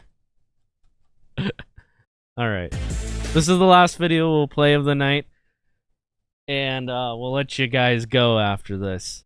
But this is a good one. It's a new con that's cheating Canadians out of millions. Well, it's stupid. Meantime, Facebook. Oh, sorry. It's a new con that's cheating Canadians out of millions. Well, it's stupid. We get into this kind of scam. Do you think you'll ever recover financially? No. Built on romance, friendship, and cryptocurrency. These scammers, they play on the deepest human emotions. We go overseas to uncover a shocking twist. Some people have used the term cyber slave to describe what you were involved in. Were you ever worried for your... Cyber slave. It's a lot less sexy than it sounds. Well, yeah. Apparently they take their passports and they make them earn money in order to let them go. Yep. Life? For real, absolutely. This is your marketplace. We're burning the midnight oil because we are in the middle of what looks to be a scam. Oh, she has sent a couple selfies. This is the first one. A new type of fraud that can start with a random message on social media from someone looking for romance or friendship. So she said this is a beach that she went to over the weekend. My colleague Katie is contacted out of the blue by a woman calling herself... And she sucks at this girl that they have, like, trolling the scammer and leading them on. We did such a better job at it. I know. Joya. Boring. The pictures she sends could be fake, but the scam she's setting up is very real. So, couple of weeks, many messages, building this relationship. You're friends with her now. A little bit. Joya says she lives in Singapore, 12 hours ahead of us, and along with shopping, likes to invest in cryptocurrency. Many people are involved in it, making profits every day. Are you saying you made over $20,000 in 24 hours? That does not seem possible. Now she's offering to help us make money too, and wants us to download an app to get it going. Great. Shall we go for it? Let's do it. Great. Our research tells us Joya is likely trying to empty our bank account. So I downloaded the app. Before the night is through, we'll be calling her up and calling her out. Hey, good morning. Mm-hmm. She's responding. But our investigation begins here, in Bangkok, Thailand, with a former scammer we're calling Thailand. John. He's worried he might be in danger. Is he a by lady sneaking boy? in, so Is we've John a agreed lady to hide boy? his identity. Did you ever feel bad for the people you were scamming? Of course. I mean, it will be karma, right? Karma, it will come around to you. Yeah. John worked for criminals who would target vulnerable people, including Canadians. What were they asking you to do? To create a fake profile to give the victim to trust I am the real person who really need to find a relationship. They call it pig butchering. The goal, gain the victim's trust, then steal their money.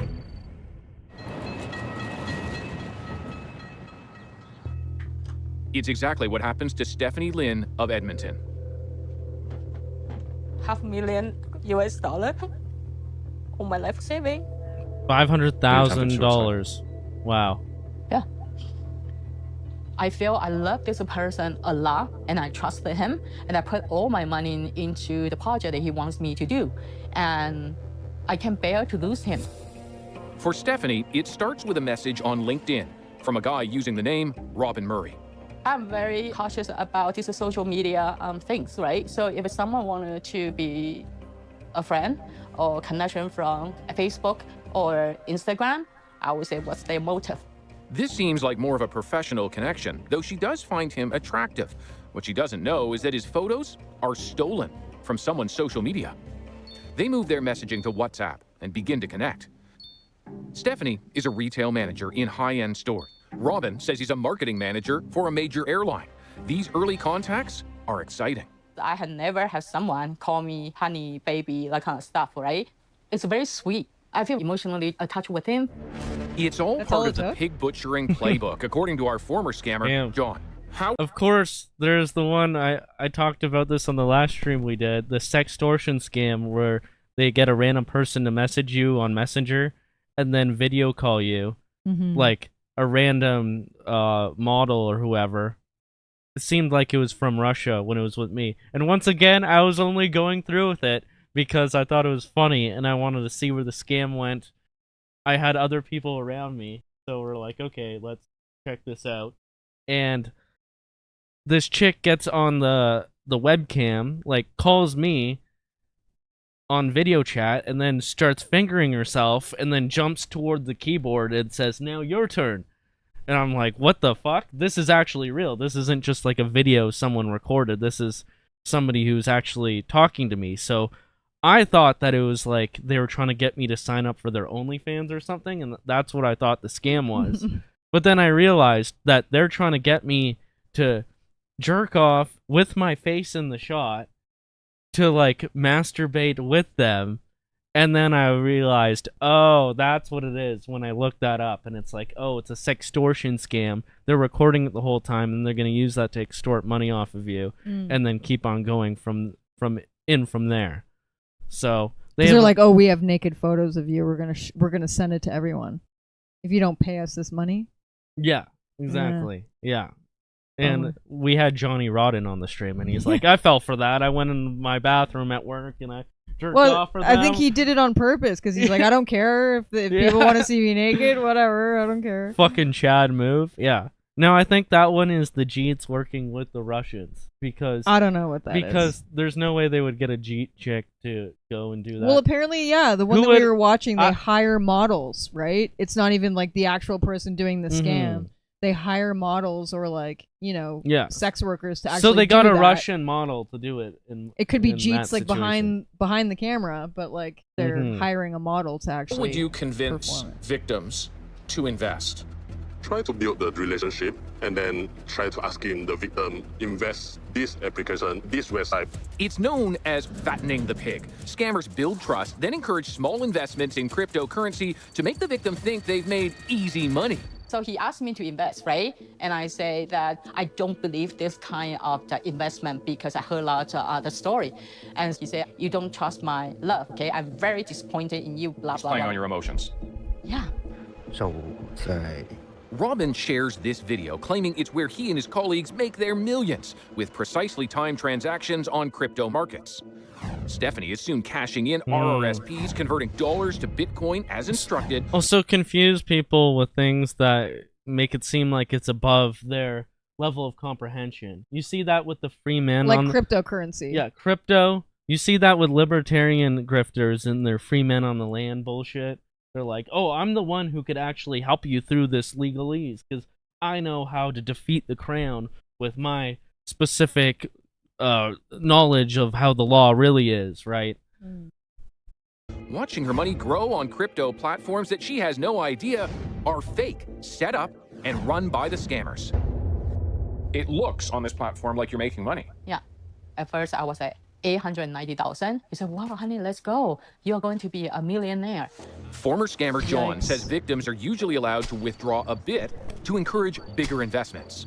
Once they want to withdraw, always been approved. And until the third time or fourth time, while the amount is bigger. That's called the slaughter. Stephanie tries making a bigger withdrawal, and her account is suddenly frozen.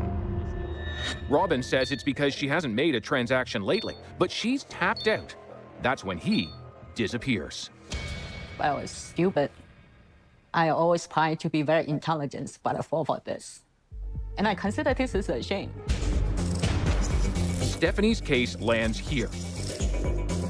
We're inside the cyber crimes unit with Edmonton Police Detective Dana Gehring. He's become an expert on pig butchering. These scammers, they play on the deepest human emotions. It's love, greed, compassion, trust, whatever it is that they can wrap themselves around to try and pull those individuals in. They will do that. Oh, weird. That's kind of like what the government does, scams too. cost Canadians just over $60 million in 2020. By last It seems like, Greed, yeah, this is... compassion, There's trust, a lot whatever of it is butchering the pig that's going on. You know, it's kind of like boiling the frog, letting it boil before you know that it's too late. Kind of like, don't worry, the 1967 Hart-Celler Act will not change the demographics of America. We're just going to open it up a little bit. Don't worry, it's not going to change anything. And then meanwhile... These poor Haitians are being eaten and barbecued alive. We need to bring them here. Yeah. And everyone feels bad. Yeah, butchering the pig is definitely a metaphor for what we're experiencing now. Very ironic, right? They can wrap. I even say that normal investments can be like butchering the pig. I invested in this one like more penny stocks type company. I went up like 20 times the amount that I put in, but I left it in and thought, oh, this is great, you know? But then eventually the stock just halted. I'm like, wait, you can halt a stock? What the? Now my money has been stuck in there for 2 fucking years. And people are arguing still to this day whether they're going to sue the company or not, or whether the company is going to release that money and unhalt the stock and do what they're supposed to do in order to do that. Yeah, it can happen in any fucking situation. Wrap themselves around to try and pull those individuals in, they will do that. Romance and investment scams cost Canadians just over $60 million in 2020. By last year, losses ballooned 6 times to about $360 million, and many victims never come forward. But you can see how fast it evolved. Yeah. And how profitable it is. But you are making a dent. How do you do that? One of the things you want to do is follow the money. That's where Ryan Ryder comes in. So I can show you kind of in live time what that looks like. Ryder is a former cop who helps global law enforcement trace criminal activity in the world of cryptocurrency. He's giving us an inside look at cutting-edge tactics they use. This particular address has sent some 648 Bitcoin to it. That's a lot of money. We've got 20.6 million US dollars that have been sent to that address by itself. So certainly that's more than one victim that we're seeing here. So this is much easier to follow than cash. It is fully open source. It is a public ledger. You can look at every transaction that's ever come in and ever gone out of every Bitcoin address in existence. We translate those letters and numbers that are Bitcoin addresses, we translate those into entities and we cluster them. And we're able to identify that this group of addresses belongs to this particular scam or this particular exchange. In Stephanie's case, they were able to trace her money all the way to Cambodia, a known scamming hotspot. That's very interesting. Like, what this guy is doing is very noble in many ways and is cutting edge. And like, yeah, they should be taking care of things like this. But at the same time, the necessity for them to do this, it's going to extend in order to, you know, track who the super chats are for far-right live streams. Oh my god. They're already doing this. The SPLC has like vast charts full of who has what Bitcoin and who gets live stream chat, super chats from Odyssey, Rumble, whoever else, in order to like pretend like what we're doing is criminal here. Like, yeah, they're gonna use the same kind of infrastructure, and eventually they're gonna start diverting more resources away from actual scams and, you know, Canadians getting fleeced of their life savings, and put more of that funding into coming after people like us because we get $25 super chats. I think it's also sending a message too, just to stay on the central banking system and don't invest in cryptocurrency because it could be a scam.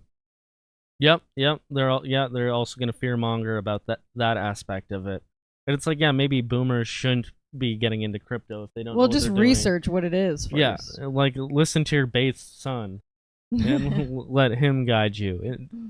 You'll see what happened to this boomer who just completely got fleeced, and I feel really bad for him. Belongs to this particular scam or this particular exchange. In Stephanie's case, they were able to trace her money all the way to Cambodia, a known scamming hotspot. So but there are legal Cambodia roadblocks trying to retrieve particularly bad for this. Back in Toronto. I would love to know what's happening on the other side here. Suspected scammer Joe Ya is urging us to invest, perhaps $10,000. She says you can earn about 120 to 150 US dollars a day. Before we do, we ask for a video call. Instead, Joe Ya responds with a voice message. Of course, we can talk on the phone at any time. But when... Oh, that's a great friend that you need to have. Of course, we can talk... Oh, wow, what a cool friend. I'm glad I'd never do this, by the way. Someone just like messaged me randomly and was like, "I'd like to help you invest in cryptocurrency," and then talk to them every day. Of course, we all know we wouldn't. But I'll give you a quick story how my dad almost fell for one of these scams, and he seems more susceptible because he's older now. He's losing some of his mental faculties, and you know he encounters problems with pop-ups on his phone and the computer because he has Parkinson's too, and he keeps on clicking on everything. It just makes it worse and worse. So he gets these kind of pop-ups all the time, right? And they told him to call a number because it hijacked his computer and made it so it was unusable. So he calls the number, and then he starts freaking out to us that he's on with tech support, saying that, you know, there's a spider virus in our whole Wi-Fi network. No, and then it Nelson. took us like 10 minutes of being like, what the hell is going on? Like, and he's trying to go through and listen to what they're saying and starting to follow their instructions. And I'm looking it up, and I look up that, yes, there is such thing as a spider virus on a Wi-Fi network. So I'm like, oh, that's weird. I've never heard of this, but apparently it's real. But then we ask him a few more questions, like, how did you get on the phone with this guy? And it's like, oh, hang up right now. Right now. And my mom just takes the phone from him and is like, goodbye, we're not talking to you anymore, don't call back again, and hangs up. But like, if he was home alone, he probably would have wanted to solve the problem himself, right? Like, oh, I'll take care of this, I'm like competent dad. And then he just drains the family life savings in that fucking moment because he was home alone. It can happen that easy, right? And that's why they target elders. And can you really blame like the elderly people who don't have their faculties about them? Well, they don't really know the internet either. Yeah, this is a lot of this is very new to them. So they're like, "Oh, you're just like my have a grandkid." virus. Like in the one video we watched today, like they scam old grandma Bessie by saying like, "Oh, you're just like my grandson," or "I've been going through cancer too." Yeah. Like Or literally my grandma's name is also Bessie. Oh yeah, that's what the like literal Vegete scammer with a heavy ass accent going, "Oh yes, my name Grandma Bessie too. Yes, yes." And she's just like, "Oh, that's so nice." So they avenge old Grandma Bessie by sending cockroach bombs to the call center. So old Grandma Bessie did get avenged. Just FYI. We do call, there's no answer. Ghosted. Oh, she's just responded to you. This confuses me because I've called you a few times. Could it be because of the network? She clearly doesn't want to talk, and we really don't want to give her the money. We know that this is the exact pattern used to defraud thousands of people out of millions of dollars. Oh yeah, Oily Film says the drugs that they give Parkinson's patients make them vulnerable to become compulsive for sex or gambling or overdoing things. My dad has this issue with Parkinson's drugs. Yes. 100%. People like Peter, also in Edmonton, who's packing up memories and his mother's belongings. There's probably nothing worse than to tell your family you've lost everything. This poor guy. He's selling his mom's home to help pay back money he lost from when he was pig butchered too. It feels awful. Peter is worried about his professional reputation, so we've agreed to hide his identity. How much do they get from you? Probably close to $400,000. Oof. It's huge. It's everything I have. It's devastating. There's no real seduction involved with Peter. He's actually the one to reach out first. This all started with something you saw on Facebook. I saw advertisements for cryptocurrency. It was in a time where I was just trying it out. I was very new, and I needed help doing it. Peter contacts an online exchange He called should have had a Crypto base son. Circus. It sets him up with a broker to teach him how to trade, though Peter says it was more than that. It was like a friendship. He said, "You'll be able to help your mom." Peter deposits $25,000. He's told they'll be making sophisticated trades, exploiting tiny differences in the price of cryptocurrency on different markets. He would call me. "You just made this huge amount of money today. How are you feeling about that?" And I'm like, I'm ecstatic. I can't believe how much money you made me today.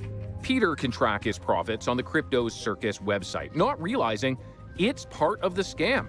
Just like Stephanie, they let him withdraw some money to convince him it's all real. Peter soon invests. Soon invests more. It's a whole controlled opposition scam when you think of it. It's like your whole life or your whole involvement is just like a simulation that they control. And they know kind of like too- politics itself when you think of it. When you go to vote, I'm gonna vote. They know too that, you know, people would check to see if they could withdraw because that means like it could be a scam if they can't withdraw. Yeah, So it checks they the allow boxes. them Yeah. they Checks- allow them to withdraw like a little bit. There's probably like a cap on how much they can withdraw. But Yeah. they allow them to do it once Yeah. or twice, you know, and then take the rest of their money. Yeah, it's dirty. It's not just your first time 2-bit liar, like trying to scam you, right? It's more. Tell me about how you got your mom involved in this. He asked me if I could get some money and if I was willing to do approximately a $250,000 investment. He said probably within 30 to 60 days, that $1 million would be ready to go in my bank account. I went and I asked my mom. I asked her what she thought. And she says, well, that sounds too good to be true to me. And then I showed her pictures of all of the trading that we've done, all of the profits I have. So my mom trusted me to do that investment. So we took a loan out on her house to do it. Biggest mistake of my life. When that $250,000 loan is transferred into cryptocurrency, the scammer claims Peter does something wrong. When I did that investment, he called me. He said, well, I don't have the money. What did you do? And I said, I don't know what you're saying. That transfer was done an hour or two ago. They put it on me and said, well, you did it wrong. So now that money's gone. Wow. How's it impacted your relationship with your family? We've always been a very positive family, and I've been labeled as a criminal in my family to some of them, and it's devastated me. Oh, I feel bad for But could the scammers be victims too? Boomer just fleeced epic style. Family ruined. Fuck. That's a lot of money. Yeah. You thought you might die. Yeah, I worry about that. This is about This is your marketplace. 6 or 7 minutes left in this. We're I think we tracking a could new scam power it known through. as pig butchering. It's a lot of money. It's a long-term con where victims are persuaded through romance or friendship. I was being scammed. They tricked me. It feels awful. It's costing Canadians millions. You gotta follow the money. Gotta follow the money. And in a twist just as shocking, it's ruining lives half a world away. So they're the victims too, right? Well, of course they are. We're back in Like- Bangkok, searching the other side of this scheme with a man we're calling John. He's a former scammer who, as it turns out, is also a victim. Some people have used the term cyber slave to describe what you were involved in. For real, absolutely. Were you ever worried for your life? Yeah, once I enter the scam compound. This compound is part of a casino in Cambodia, in the resort town of Sihanoukville. It's a sleepy place until Chinese investors transform it into a gambling destination and international crime groups move in. When the pandemic Interesting. hits, the casinos go online, and the focus soon shifts to scamming. So in COVID, they couldn't scam people in real life anymore for They a just bit? went to online. Yeah, wow. Great. I really need a job. John answers a job ad like this one, thinking he'll be working for an online casino. He quickly learns they want him for pig butchering instead. What if you didn't make money for the company? Then said there will be beat an electric shop. Did you see any of that Whoa. yourself? Yeah, I saw one of the Vietnamese being beaten very terrible. I mean, I just saw the blood all over the body. What you're about to see is hard to look at. Okay. These are verified photos from inside a Oh. I mean, that's not very hard to look at. No. scamming compound. I mean, that's like a... He was whipped or something, right? Or like Oh. shocked. Ouch. Ooh. Oh, you got a... You got a boo-boo? Oh, kidding. no. Okay. Oh, yeah, this sucks. This would be horrible. Yeah. They show what can happen to people who try. It's just the way they led up to that. It's like, Yeah, I was expecting like I wanted to see electro ball shock torture and like a guy being, ah! Instead we got a few ouchie boo boos, right? Try to escape Come on. or are tortured for not being a good scammer. John secretly tries reaching out for help, but he's caught. Expecting to be killed, he is instead sold to another scam center for $11,000. so human trafficking as well happened as there? scamming. Then took my passport. Yep. And then it was like the training how we need to build a relationship with the victim. You gotta cut off the connection to our country so we cannot be complicit in this, right? But of course, Well, and companies sell your information to these countries, like third-party countries. They sell your data and information to countries like this so they can friggin' scam you. They pay the money, like they're offered money for your data. yeah, I wonder how much Mark Zuckerberg has sold to fucking all Yeah, these for different real. companies, right? And then how we need to let the victim to deposit the money through the fake website. John quickly decides again to reach out for help. I know, Using this like, fake Twitter they could pwn. There's a website, Have I Been Pwned, where you type in your email and it'll tell you all the different websites where your password has been compromised. And I've even seen, like, or I've heard of people, and they showed me where their old email passwords are, they just email them their password in the junk mail. And it's like, okay, what is this? Well, that's because you've been pwned, and there's a whole database that has your information, and they don't have a way to use it necessarily right away, but they might sell it on the dark web. If you have given out enough information over time, maybe they could dress it up in a package that they could sell to somebody who actually will scam you. Remember, you could also put your phone number on like a block list for all these scammers. Did you ever, like, the government put something out where you could add your phone number to this block list to avoid scammers or, like, cold calls from calling you, from contacting you? And I mean, it that would be didn't a work. good. It Really? didn't work though. They probably put your number on another thing, on another database, Like, in I order still to get calls. in order to contact you more, or in order to pay extra charges to a company that spoofs phone calls in order to get around it, or something like that, right? Yeah, there's probably a scam Like, for that. it's just like if you look up something online and then they'll give your information to a scamming website that knows how to do a scam for what you're looking for. That happens all the time, right? account, he contacts a group actively working to free people from modern slavery. So, white guy cleaning up the mess again. This is It's just like the guy who was helping out the immigrants with the apple orchard, right? man who helps John escape. Jake Sims works for the International Justice Mission. This guy looks like he needs a movie made out of him, starring Ryan Gosling. What do you think? Maybe, oh fuck, maybe who's that other guy? Jake Gyllenhaal. Criminal kingpins look for in somebody they want to bring into the operation. Vulnerability.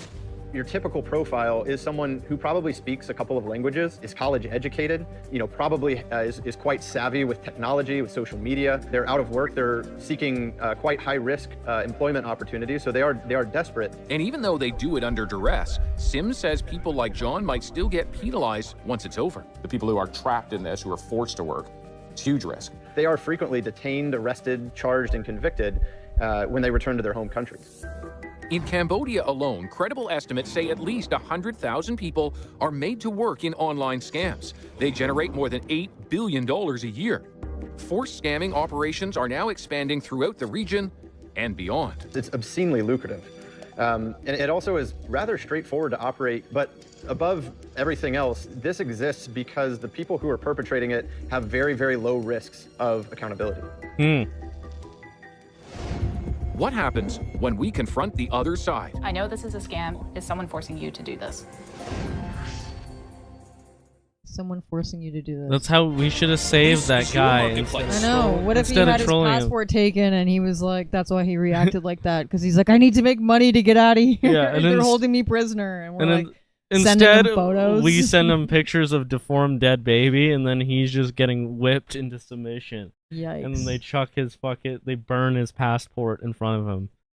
Well, sorry, Kerpal, but you don't tell my girl to fuck off, especially when you're trying to scam both of us at the same time. Dipshit. We're texting with someone we think is trying to scam us. I think it's time to call them out. It's called pig butchering. And it comes with a bigger twist. Many of the scammers are victims themselves, so we confront ours with caution. I know this is a scam, but I also know that many people doing it are not bad people. Is someone forcing you to do this? At first, they deny Blink any twice. wrongdoing. Why do you think this is a scam? I've been in it and nothing ever happened. But then they turn the tables and call us the bad guys. You are a liar.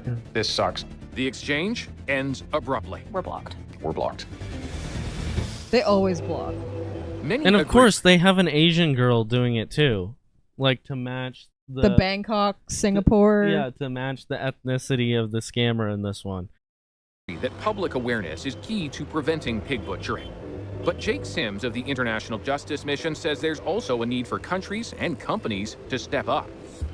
So we know that the vast Also, yeah, so the scammer might be from Cambodia. I cannot believe for a second that they're not doing this massively in India too. Well, they are, because didn't we see on those like YouTube channels that Yeah. they do the same thing. Yeah, they were in India. Yeah, the same scam is worldwide. This one in particular has like a huge hub in Cambodia. What's going to be really funny But- too is like they target Canada because it's like a Western country and they think it's like, oh, white people, they have a lot of money. But what's going to happen when like white people are the minority and it's literally just Pajeets answering the phone and it's their cousin calling them? Like, bloody fuck, dude, no, I bloody don't fuck know, you! bloody I don't fuck have you. any money. You already fucked me on this. I fuck you back. Yeah, it's gonna be bad. exploited over social media platforms. We We know that deserve each financial other. institutions both They where the deserve crime. each other. Back over there. Whoa, what a concept. Whoa. Is occurring and internationally are being instrumentalized. Those actors are also going to need to play a major role in the solution. We asked LinkedIn what it's doing to protect people like Stephanie from fraudsters like Robin Murray. It Nothing. says it's introduced features such as identity verification. Meantime, Ooh. Facebook tells You're us gonna have to have digital ID in order to Digital get ID. online. Yay. And then the first people they're gonna use to target, like obviously they're gonna go after some criminals, but they're foaming out the mouth out of the possibility of stopping anti-Semitism, right? Mm. Of banning Jeremy McKenzie from his 12th YouTube account or whatever the fuck, right? Of making sure that everyone's name is attached to a Twitter account so they know who to charge under Bill C-63, right? That's what they're going for with this kind of stuff. it has no record of the ad that lured Peter in and led to all of his losses. It says it's constantly working to block harmful activity. It still gives me tremendous of pain. For victims like Stephanie and Peter, there is no easy way back. Yeah, I'm working 3 jobs right now. Do you think you'll ever recover I've been financially? working all day. Been scammed by Jeets. Scamming by Jeets. For bullshit pay. Yeah. No. Have you forgiven yourself? Never. I don't think I would. Is that ever a forgive Chanel myself purse behind her, because by the I way? was so Or Gucci or Probably Louis fake. Vuitton? And, she just Sell your purses. You'll get the money back. She was probably like... Or she's like a scammer of like fake purses that she sells. Imagine she's scamming the CBC in order to get like Yikes. $1,000, like $5,000 of pay for being involved in this. That would be hilarious. But no, I assume maybe that kind of thing behind her. She's in a high-end merchandising store, like a manager for a high-end merchandising store. So like probably goods like that. So she's probably somewhat materialistic, and she got lured in by that like enticement, right? Dumb. I'm gonna say yeah. And then he's just like, I want to come through for my family on my boomer investments. And then he just ate fucking shit. Well, they tugged on his heartstrings too, right? They're like, Yeah. oh, well, you'll be able to help your mom. Look how much Yeah. money you've made. Yeah, and now her home is gone. Wow. Yikes. Yes, I think I can, and I have. But forgiveness is also remembering the things that you've done. You know, I feel the most for him because it feels like it could be my dad. It could be like my friend's dad. That they wanted to do right by their family, and this is what it got them. Now and they have to seppuku. Commit seppuku. Hey, Dad, have you heard of seppuku? Well, this new thing Made, they offer a new diverse version of Don't do Made. that. Don't do that. I Don't just do hope in the it, Dad. future, my family, in the end, can also give me their forgiveness. It's sad. Well, there you have it.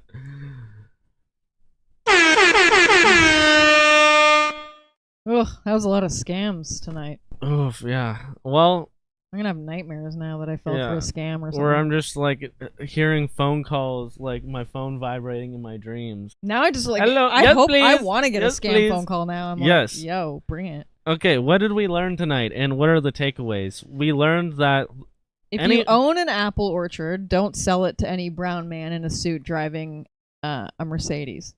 that is true. Yes. Don't approach white I didn't vans. know that sentence would ever be uttered in the history of life, but it has now. Don't ever trust a white van because they're either offering you candy if you're a child. Yeah. And I'm falling for that one too. a Yep. speaker. Yep, falling for and that one. A crappy speaker. So just avoid vans in general. But you'll only be out like $100 or $200. It's not that big of a deal. I think it's a big deal. It's pretty cool. It's pretty funny. It's funny. The principle behind it. It's a scam. That would be fun. What if it was your last like $200 and it Yeah. was like a Christmas present and you're like, oh, I want to get No, I get my it. I son get it, something yeah. for Christmas. Hey, I was the one who chased them You out of did. the parking lot. You did because I you said, were aware. I've never heard of this. They're super scam before. scamming. They're selling fake TVs. And everyone was like, And they're "What's like, going what's going on? And then they peeled the fuck out. Yeah. Yeah. So I did good that day. Did they have Ontario license plate? No, they were you from said out of you said province, that they right? didn't. Yeah. And then Yeah. I was like, that's a good point. Yeah. Interesting. Yeah. So yeah. What else did we learn? We learned that everybody's cheating the system, so you might as well cheat the system too and get a fake driver's ed. No, don't do that. No, because it degrades the quality of the country, and they're not going to give it to you anyways. Because Just wait the whole year Yeah. to get your license. yeah, and do the lessons because you'll actually learn something. You won't end up killing innocent people, and then they probably still won't deport you. I don't know. because I think this you should just country is get your so- friend to teach you. I think you should get Yeah. your friend to teach you who knows how to drive. Yeah.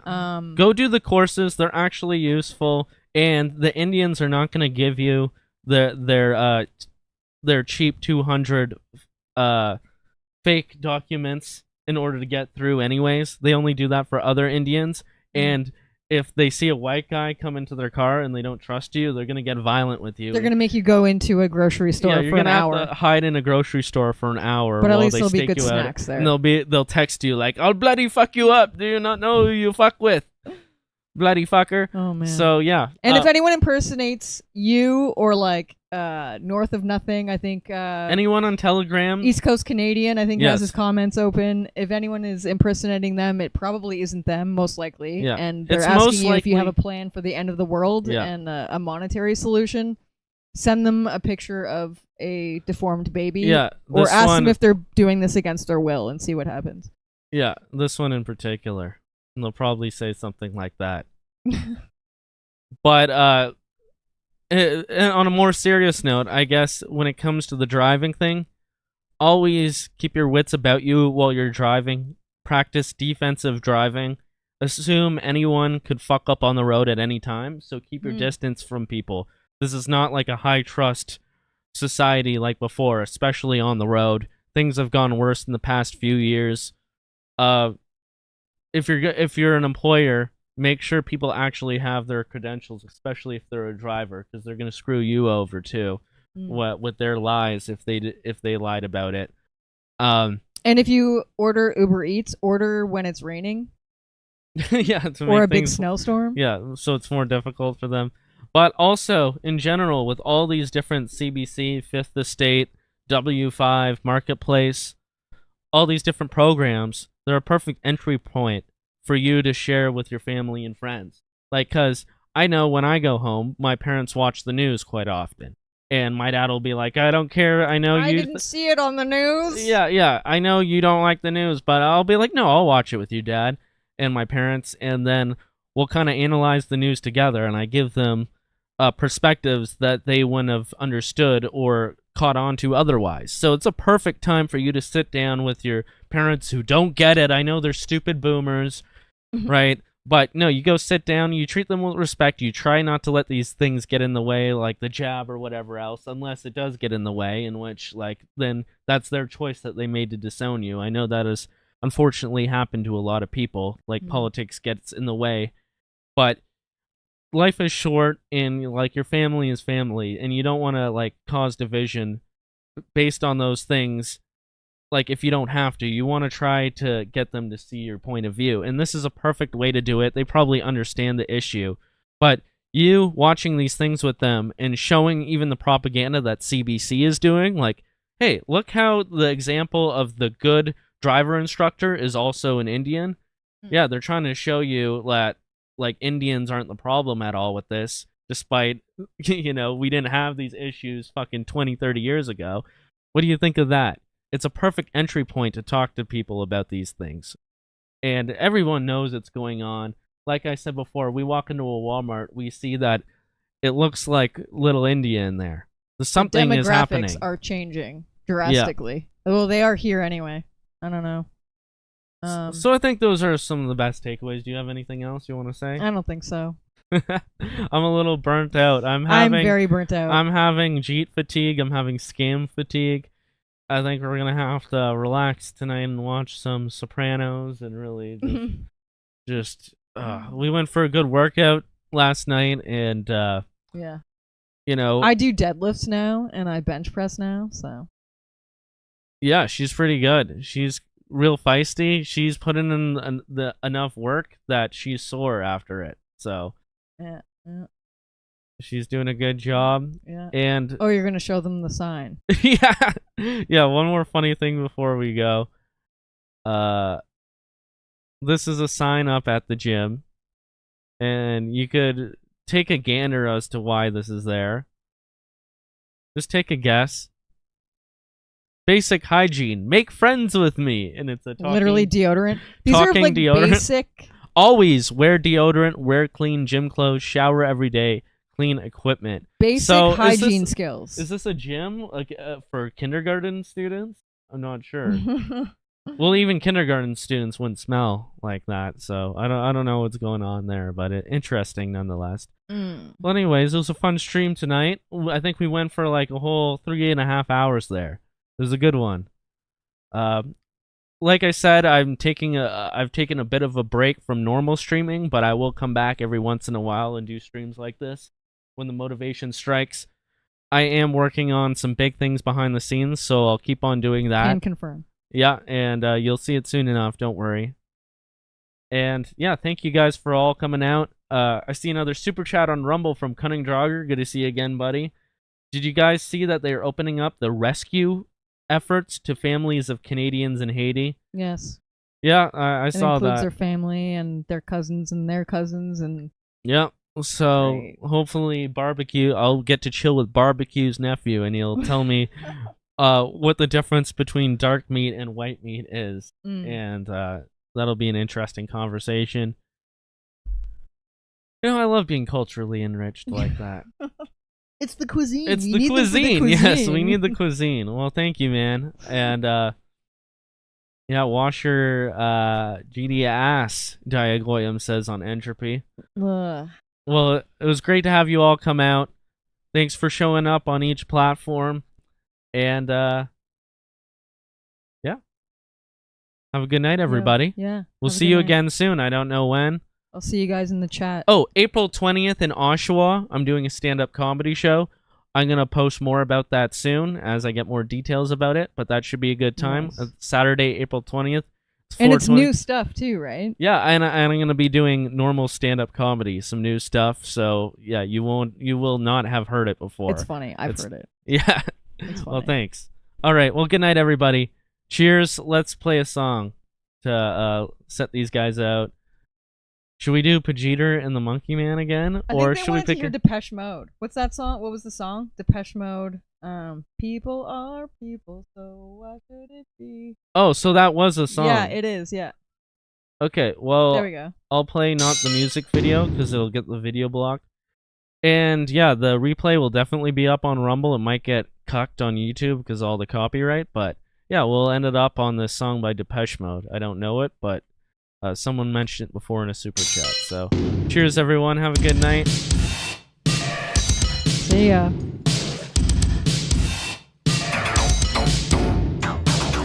Oh yeah.